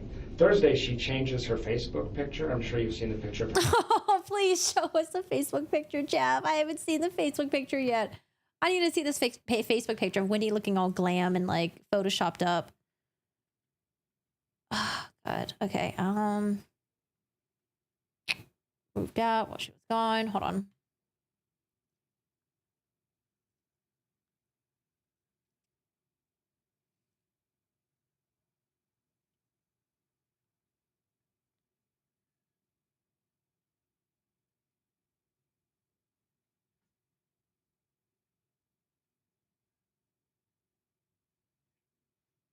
Okay, so I was reading the chat. Be here, and that's not going to happen. You know that. So this comment is made in passing as she's traipsing off to the Something bathroom. like, her bedroom or something. Comes back out, it's all, And, okay. I now- say, I had a good time last night, or something like that. You Okay. know, it was Thank that you. kind of thing. So she sends me this email, and I don't know if it's coming on. I didn't know what to make of it. I sent it to some of my friends who know her pretty well. It said, she's crazy, is what they said. I mean, why wouldn't she just break up with you? It doesn't even make sense. I should have broke up with her. But we've been apart 16 days. She wants another week. But recall that when she left Danny, she just moved out while it was gone. So confrontation isn't her thing, you know. So maybe that's why. So Wednesday goes by. There's Thursday. Thursday, she. You're still up in the air about leaving. You've told her, I don't know for sure if I'm leaving Friday or not. That's right. She doesn't know for sure. I don't know if she would have or would have known. We have mutual friends that I told on Wednesday or Thursday that I was going, that it wouldn't shock me if she were able to find out that I was going. I mean, we have mutual friends. But your answer to her was, I don't know yet. It's still up in the That's air. right, that's right. But the next day I decided to go. So it was all On Wednesday. Yeah, I decided to go for sure on Wednesday.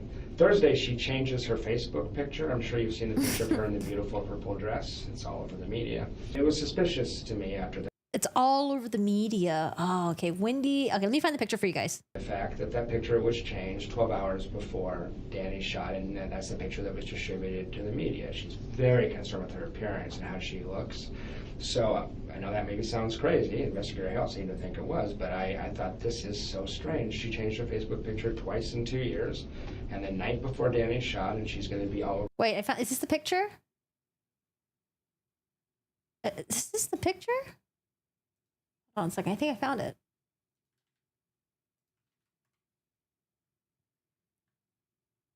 Florida dentist has been found guilty of murder. Oh my god. Oh my god. Here comes the ads. Ah, the ads. Go away. This one right here. He's a purple dress.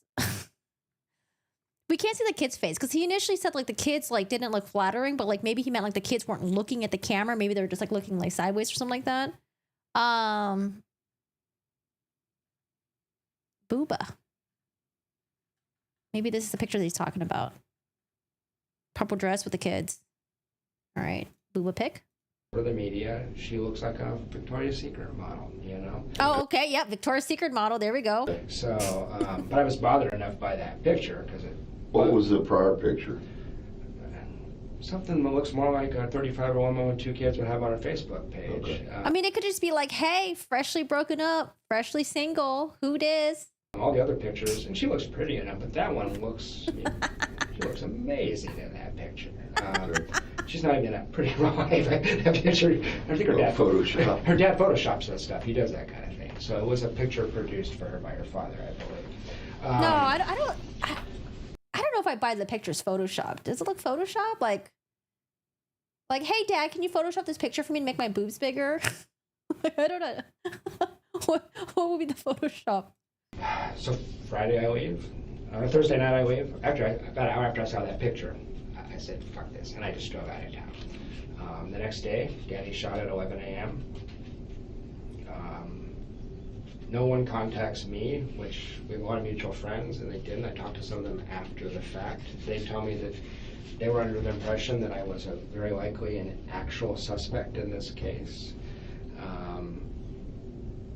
I posted on Facebook from Tennessee Friday night at a time where it would have been impossible for me. Wait, he didn't say that. She wasn't even that pretty. No, he did not say that. He said she looked good in that picture, no? I didn't catch that. To ever have been here at the time of the shooting. She didn't contact me for 10 days. She told me that the police had instructed her that I was a suspect and she was not to return a text message that I sent her. That she could not do that. I actually recently dated a criminal defense attorney, just coincidentally, and she thought that was bizarre because she said they want you talking, you want to incriminate yourself, they're going to get access to this stuff. But That didn't come from me. I don't think it came from anyone. It was very strange. Well, I know legally you can't do that probably, but No. I mean, it's why would you want to? So I wasn't in the room with her. I don't know how she acted or whatever, but it was implausible that I did this. And I don't know if she told me I tried to protect you from the police. They want to know where your house was. They want to know this. I said, I don't need protecting. How come none of your friends called me or texted me? Well, they told me later that she seemed to be concerned that I actually did this. Why would you do it? I can find out. Why would I do it? Well, what did she say? Yeah, because like, if we were to give this guy a motive, right, it would have just been like, oh, he just got dumped by Wendi, this woman that he was obsessed and in love with, and he was so angry that he went over. Actually, no, it doesn't make sense. Why would he go after Dan Markel? Because it's not like Wendi was going back. No, actually, no, it doesn't make sense. Yeah, it doesn't make sense. Why? What would have been his motive? Because it's not like Wendi was dating Dan Markel or Wendi was going to go back to Dan Markel. And it's not like Jeff wanted Wendi to move to Miami. Jeff was in Tallahassee. Wendi wasn't going anywhere. Shit, I mean, the reason why she's stuck in Tallahassee is because of Dan Markel. So why would he want... Yeah, actually doesn't make sense. It makes no sense why he would go after Dan Markel. What would have been his motive? The hell? Whoa. What was Wendi Crime of thinking? passion. We're breaking up and Jeff's upset. I mean, so I don't know if she said that to you guys. I know you can't tell me that. But she was telling people in her social circle, apparently, that there was...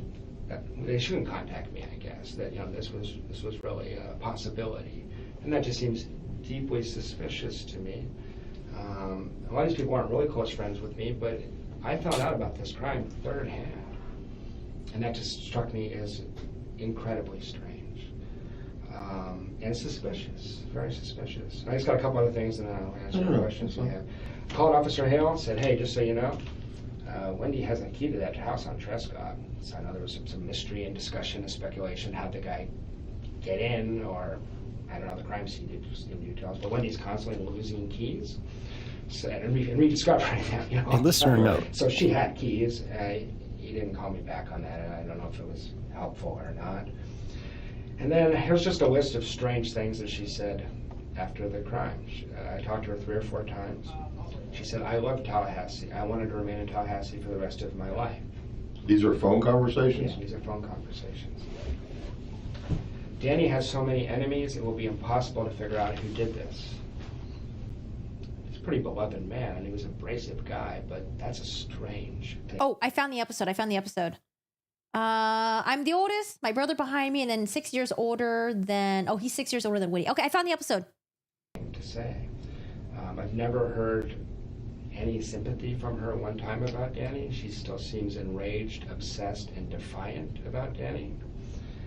I told Officer Hale that her and Charlie went to dinner maybe 3 weeks after the crime. Charlie called it a celebration dinner via text.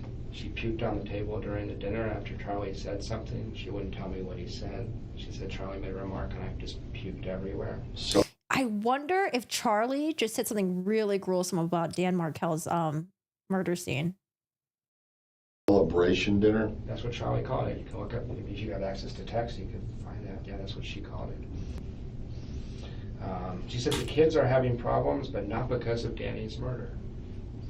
So the kids are peeing the bed and having natural kid stuff, not because of Danny's murder. That's a really weird thing to say. Most people would say they're upset because their father just got killed. It seems to be important to her that it not be because of that. She was very upset that I attended Danny's memorial service. When the Tallahassee Democrat ran the story, they put, must have been a worse nightmare, front and center picture of Jeff LaCasse. Go through all that in my head. I come to the conclusion, as you said a minute ago, that she was at least aware this was going to happen, and I think probably involved in it.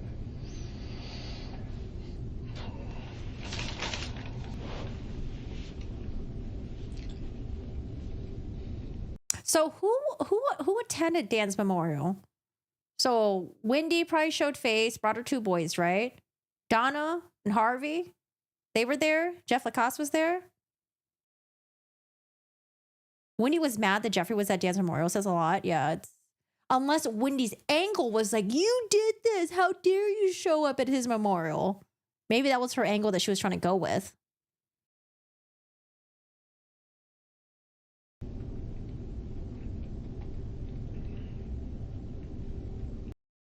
Donna, Harvey did, but not Charlie.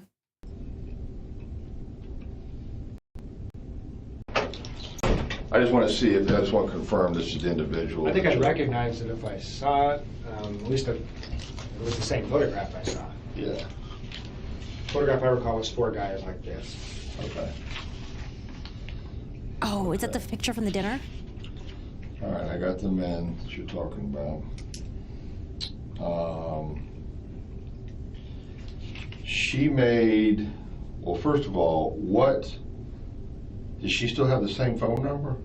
She switched her phone 3 or 4 days after the shooting because she thought you guys had bugged it. Okay. All right, do you have the new number?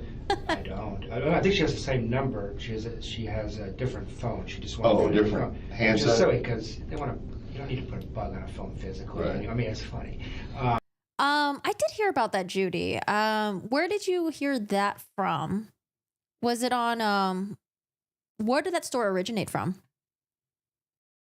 Why would she be concerned about people bugging her phone, or the police bugging her phone, I guess is what she's specifically concerned about? She's real concerned about that. She told me that. Did you ask why? No, I knew I immediately thought she did this, and so she told me 50 times, Jeff, I had nothing to do with this. And I always just let it be silent, sorry. I just let it be silent because I didn't want to go there. I didn't want to play my hand. I've never said anything to her. I just wanted to listen. I was hoping she might give me something interesting and I would come tell you guys. Because she's erratic enough, I thought she might say something stupid. She must have said 50 times, I had nothing to do with this. And you saw her statement in the press. She's worried for the safety of her and her children. No one's suggesting a serial killer looking for Jewish lawyers, you know? I mean, this was pretty targeted, so. Yeah, you think, she's concerned for her children's safety. Wendi plays the victim so well. To me, it looked like classic Wendi. Everybody else felt bad for her. I thought, holy crap, she did this. She plays the victim instantly. She's great at it. And those names I give you, I mean, that's so you can have all the data I have. Wendi with Charlie. And I don't know who pulls the trigger, but there's a very strange relationship between those two.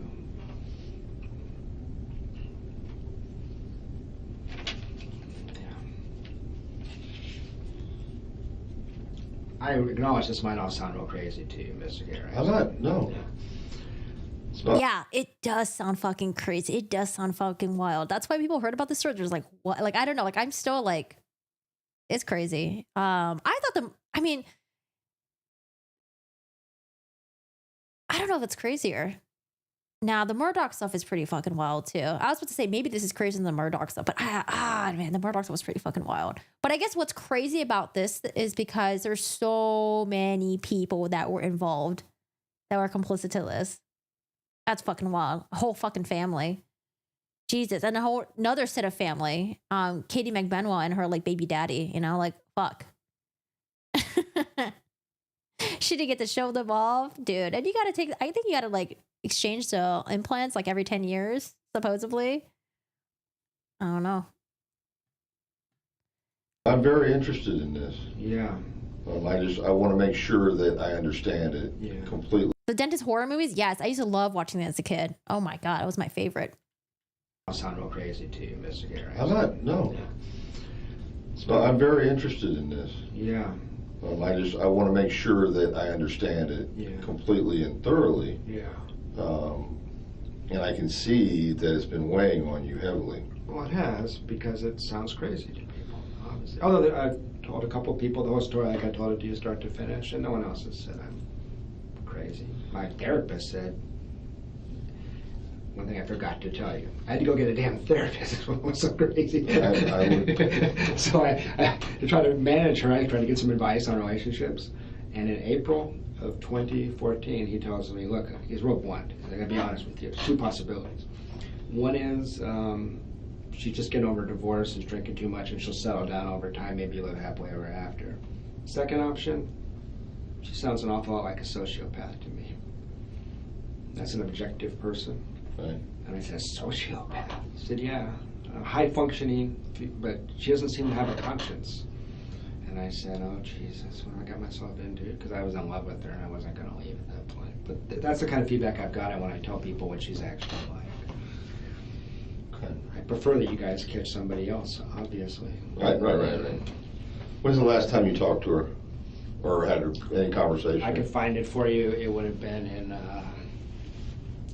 around August 20th. Oh, that long ago. Yeah. She cut off all contact because I didn't tell her I was dating. It was just bizarre. That was the time, it was about the time of commencement, summer semester commencement. That was another thing as far as narcissism and a crazy person. You know what Wendi was mostly upset about? And she told me this.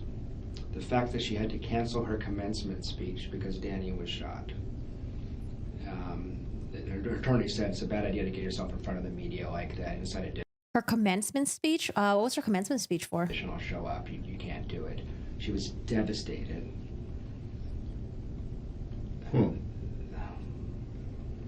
It's bizarre.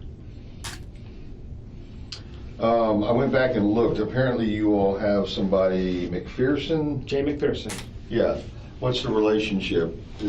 She has something to do with Wendi? They claim that she was in the room with Wendi in the 9 hours you guys interviewed Wendi. No, she came up here. She was not in the room with her. Wendi told me she was in the room. Well, okay, let me correct that. That sounded weird to me.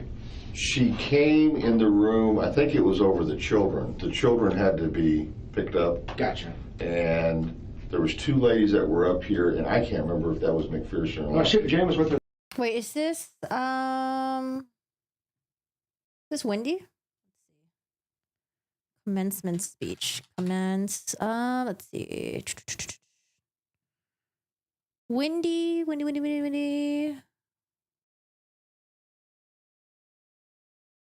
This Wendi right here. On July 18, 2014, someone shot my ex-husband in the head while he was pulling to our garage after he dropped our then 3- and 4-year-old sons at school. I only found this information when the police picked me up from a lunch date I was having with my 2 girlfriends and insisted I come with them back to the station and then interrogated me for 8 hours straight because it's usually the ex-wife. I'm not really okay. I list the things that are going well when people ask this question. My children are thriving and happy. We live with my parents. who are incredibly devoted to our well-being. I started my own immigration practice. I signed up to do a 1-year clerkship with the Federal 11th Circuit in September, which means I can get off Obamacare and have 1 year guaranteed of steady income. But the truth is, I miss my life. I was a professor at Florida State University College of Law. I was so proud to be a public interest attorney and a mentor to my students. The novel I wrote about my clients' stories has been chosen as a common read for the first-year students at FSU. This is what she was supposed to give a commencement speech about the book. In August, I was supposed to be the commencement speaker, and then I was supposed to take my brain cancer surviving, just turned 70 father on a trip to Machu Picchu. And I don't get to complain that I didn't get to do any of those things because I'm alive. Nah, man, she's probably so pissed off. Like, damn, Dan, getting in my way again. Okay. Sorry, she was just supposed to do a commencement speech, not because of the book thing, but, all right. I'm going to copy this and we'll come back to it. Okay. That day, and Jane's one of my doctoral students in our program. So she's getting her PhD in social work. I teach in social work, so I know her professionally. Right. Jane is the one I talked to for about 3 hours, maybe 2 weeks after the crime, that told me that Wendi and her circle of friends thought I did this. Jane told you that. Jane told me. Did Markel have any life insurance on him or anything like that, where the benefits would have gone to the kids, or like 401k or anything like that? Wouldn't it have just gone to the kids, and then Wendi would have benefited because she was a caretaker? Yeah, why was she on Obamacare? She said you had to be there if you were, and she basically made it sound like if you, and she's a confidant of Wendi. But Jane knows Wendi as well as anybody. Jane doesn't think any of this. But Wendy's pretty good at fooling people. Although some of this information is publicly available, I should add. Like, she's a Truman scholar. If you go on the web and look at her statement, she says, "I hate Tallahassee, you're a bunch of country bumpkins." That's basically what she says. Although I think she told a lot of the locals What they that wanted she to was satisfied, she wanted to make the best of things, and that she actually... No, that is what she said. So not when the door closed and it was just me and her in the house. That was, I mean, I got tired of listening to it. I think it's a great place. I deliberately moved back here. I couldn't went anywhere. I mean, so... But it wasn't for her. And she made that clear to you, is what you're saying. On a daily basis. You couldn't go to a movie theater without hearing Dan's sister Shelley's the administrator of it. Okay. about how the movie That theater in makes sense. Miami is better. Okay. She's obsessed with it. You know, her dad thought they'd be her semester. Got stuck here. Gotcha. Yeah, that would make sense though. Cause just have the like, even if it's like there's a life insurance, make the sister the beneficiary and just make sure the sister gives the money to the kids when they need it or something like that. I could see that. So And then and all she'd been wanting to do is get back to South Florida. And she made that quite clear to you. I mean, it was kind of cold actually. She basically told me it was. Wait, he didn't have brain cancer either? It was about her crap book. She was posed. I might read the book. I don't know. What should we do? I read Wendi Adelson's book, so you guys don't have to. I read Becky Hill's book, so you guys don't have to. I like reading, so I mean, I'd be down to read those books. You in South Florida? I'm going to South Florida. Okay. I'm trying to think if there's anything else. So there's just some sick dynamics where Wendi at one point told me that Dad was extremely violent. And I thought, well, this makes sense why you're so gun shy and, you know, hair trigger. And then later I said, well, with your history of family violence, she said, I never said that. And so there was a lot of inconsistencies in line, but I don't think Charlie's been up here. If you were, with your experience and instincts, you were to talk to Charlie, I assure you, there's something off about that guy. What about this FBI thing? I heard through the grapevine that the FBI talked to Rob up in New York. That's what Wendi told you? No, I think that's what Jane McPherson told me. Okay. So, and I try not to believe everything I hear because misinformation is everywhere. You know? Well, if Jane McPherson heard it, she most likely got it Well, the Corey Richards book, that's a kid's book, man. That's like, it was like, what, 8 pages? from Wendi. Yeah, well, that's true. That's true. But he's like an outside, he's not really a part of the core family. They don't have a relationship, basically. Okay. And the impression is he's a guy who wants nothing to do with his family. There's something that happened in that house and he wants nothing to do with it. Okay. And I just think there's, I mean, that's the other theory, which sounds super crazy, but the people that have visited the house in Miami said to me, has anyone considered maybe the whole family's in on this? I mean, this is I said, people don't do that. It's, well, you go in that house, it's real strange in there. It's real secret. Let me go back on that one right there. Entire family being in on this. Some weird shit some weird shit going down. And he wants nothing to do with it. Okay. And I just think there's, I mean, that's the other theory, which sounds super crazy, but people that have visited the house in Miami, they said to me, has anyone considered maybe the whole family's in on this? I mean, this is I said, people don't do that. I said, well, you go in that house, it's real strange in there. It's real secretive. It's real weird. Have you met her parents? I have. Is there anything that you can tell me about them? Everyone in that family suffers from a severe lack of empathy for other people. Okay. She learned that somewhere. Pillars of the community. You get on his website. I mean, years ago I went on it. He was polite to me, but Dad's polite. Mom's kind of rude, actually. I know that Father has been speculated about. They hate Danny in a way. I have a life. I've been through a divorce. I get life. I've never seen this kind of obsession. Like their hobby is hating Danny. It was like really strange. I mean, I fell into this because Wendi could convince me. At this point, I guess they didn't have access to the emails yet, right? They had Wendy's email, but not like Donna's emails. No, but then like they must have had emails between Donna and Wendi, unless Wendi had like other emails that she didn't give police access to. Because in the emails, Donna was like all over it. Maybe she convinced the parents, but they were going to put her. You said you looked at some emails, but not others. At one point, Wendi was going to get a restraining order against Danny, which in retrospect is bizarre because he was a good dad. But she had Gary. You know who Gary is? Gary is a lawyer he's the one that offered Wendi the job so she could relocate in the summer of 2013. He runs a tort firm suing drug companies. He offered her $1 million job, and I wondered about him too. It's not sexual; it's more of a father-daughter thing, but they're close. Gary. I don't know his last name. Where does he work? He's a lawyer. He works in Miami. Okay. He runs a tort firm, and their emails. I mean, she sent this document. She compiled every email, like between Danny and Wendi, for like 1.5 years. And the idea was to make this legal case that Danny is harassing her and stalking her. She always goes to this. She told me Danny was a stalker because he looked out the window one time and saw her walking down the street without the kids, and he goes, "Where are my kids?" I have right of first refusal. If you don't have the kids, I should have the kids. Wendi claimed that was stalking because he said that. So anyway, all these emails, and the idea was we're going to persuade some judge that Danny needs to be reined in. I read this document. At this point, I'm a little skeptical because she's screwing everybody else. I said, this is an indictment of Wendi Adelson's character. You read this thing, you get the impression this woman is a total loon. It was interesting because she thought, like, from her point of view, it showed what an asshole Danny was. If you were to read this, it's like this person is crazy. So that was when I started to figure that out. But there's that different perception. At first, she seems really together, and then just loses her mind. So my worry is that she had something to do with this, and has no conscience. Maybe she tried to by talking so much shit about Dan Markel, and then Jeff just wasn't buying. She's like, okay, fine. You know what? You're going down for it then, at least. And it's hard for me to believe she could. You can't give a polygraph. I can't believe she would pass a polygraph. I can't believe she would stand up to repeated questioning if you guys had any leverage. I understand that this was done in a smart way. I don't have any leverage. But my experience with her was over time, she just collapses. But if the question is, did he threaten? No, we're in 2015 now. We're about, I don't know, like 9 months after, not 9 months, 8 months? 8 months after the murder?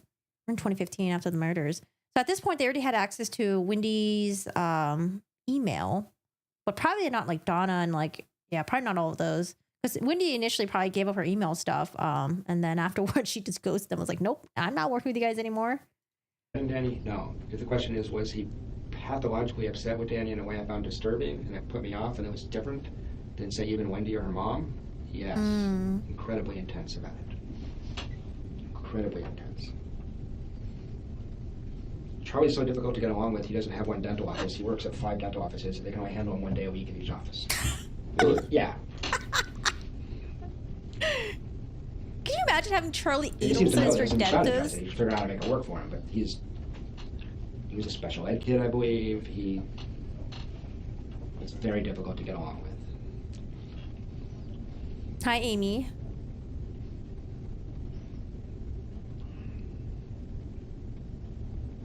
Boy, I'm hitting on Jeff over here now. I think Jeff is a married man now. And he is fiercely protective of Wendi.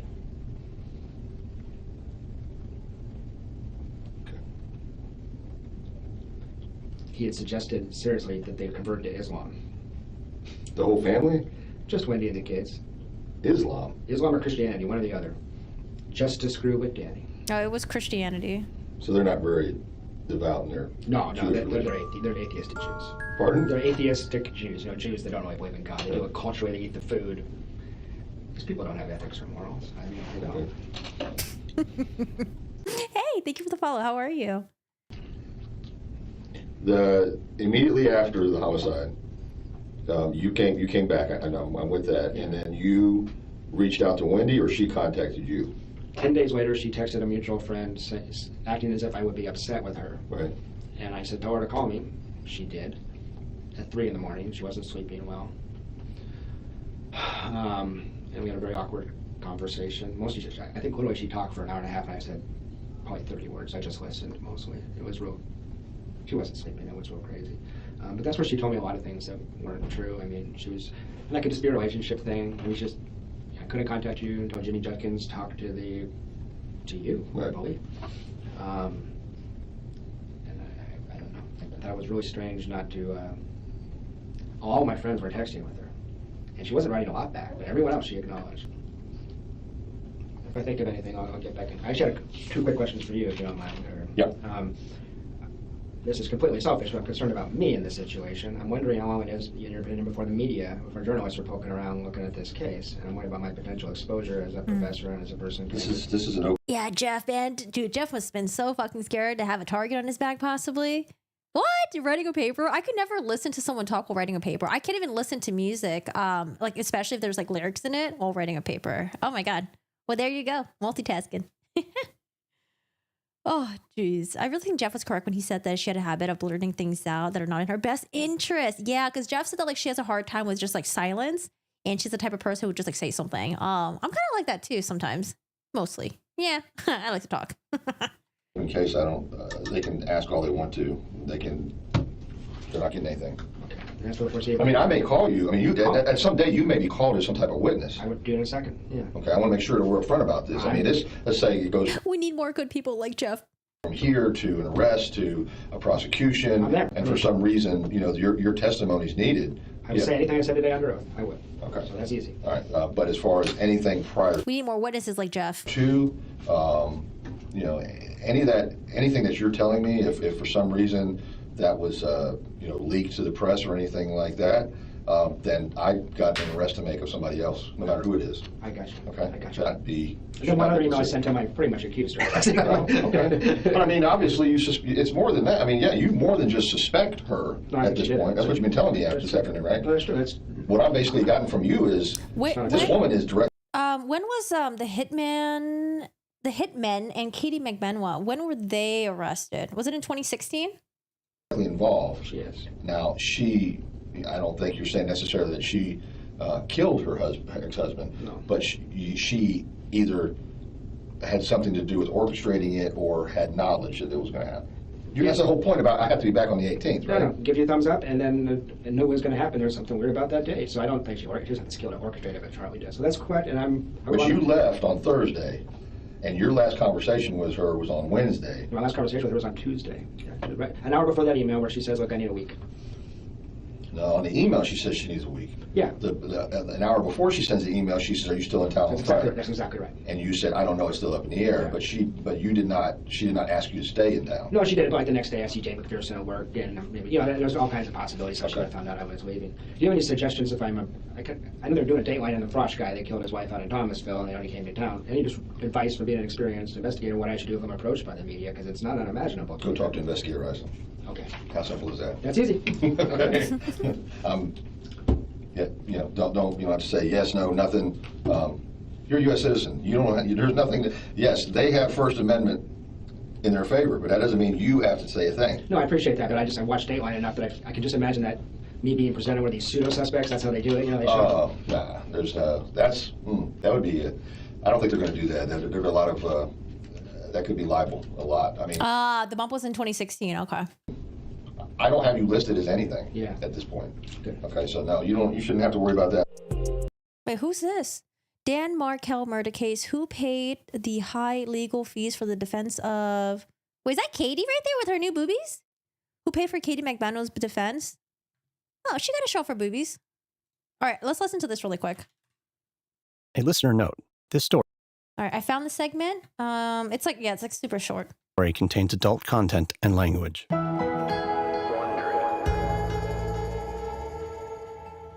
As Wendi Adelson sits in the police station, To be here and help me with the kids. And so for my information, what are your parents' names? she gives a rundown of her family members. My parents' names are Donna and Harvey Adelson.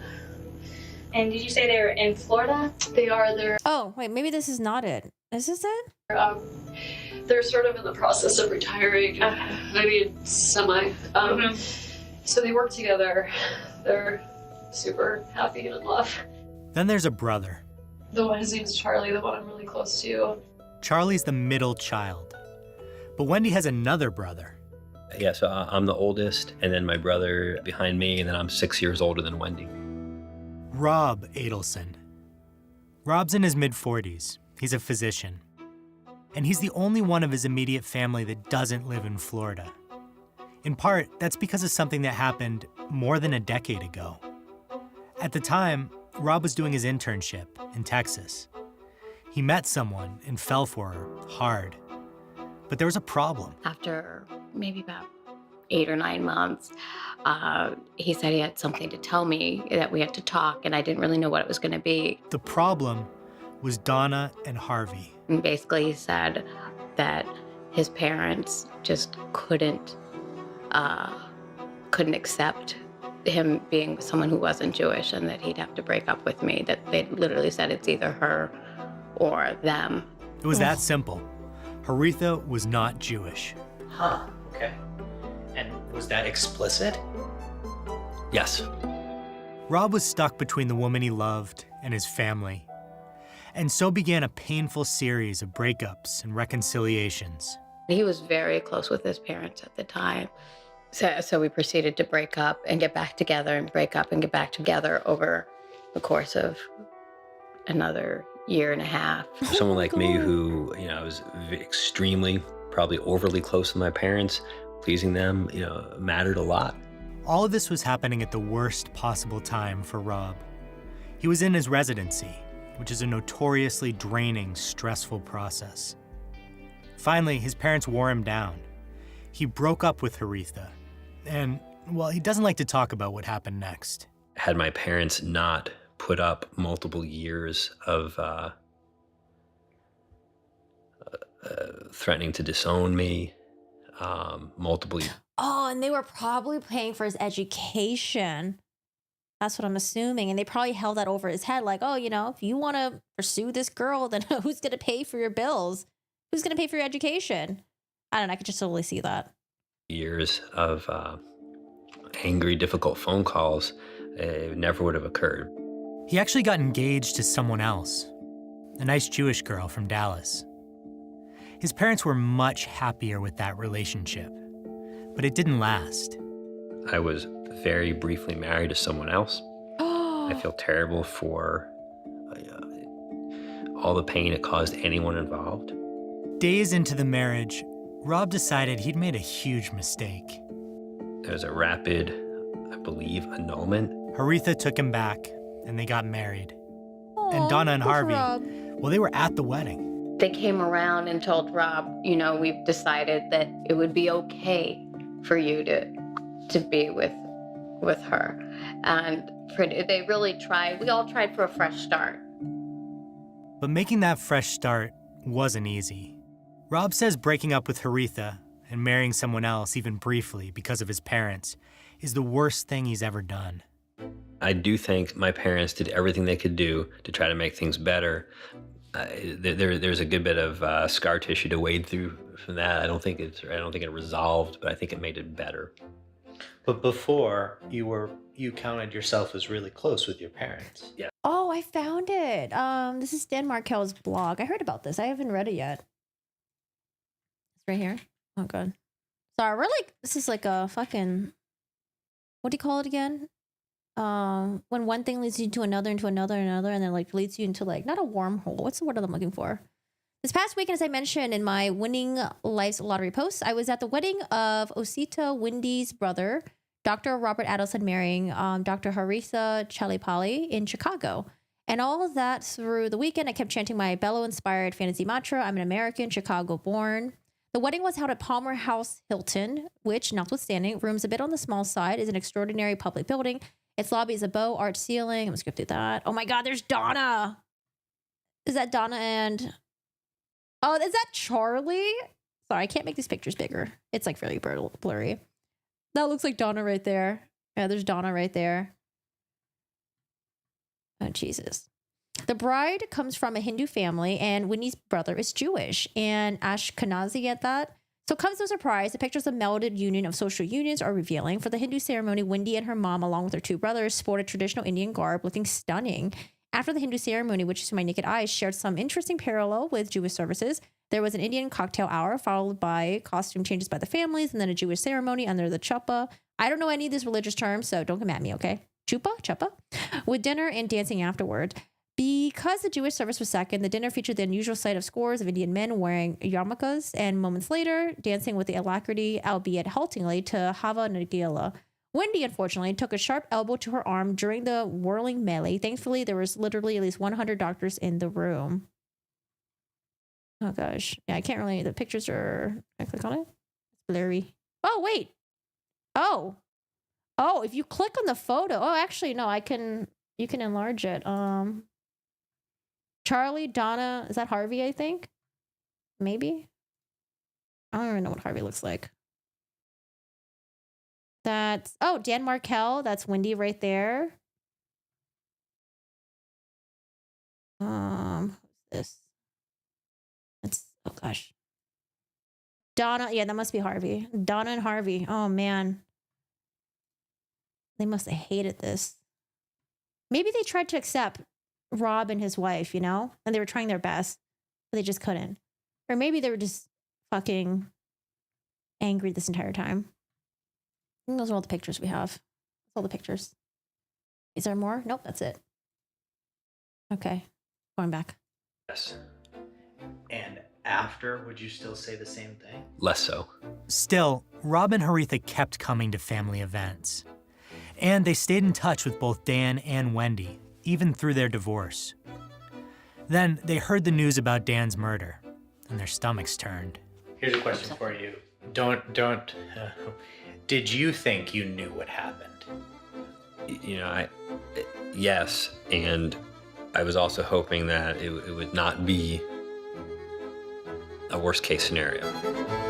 Oh, rabbit hole. Yeah, that's a term that I was looking for. I was like, wormhole? That doesn't sound right.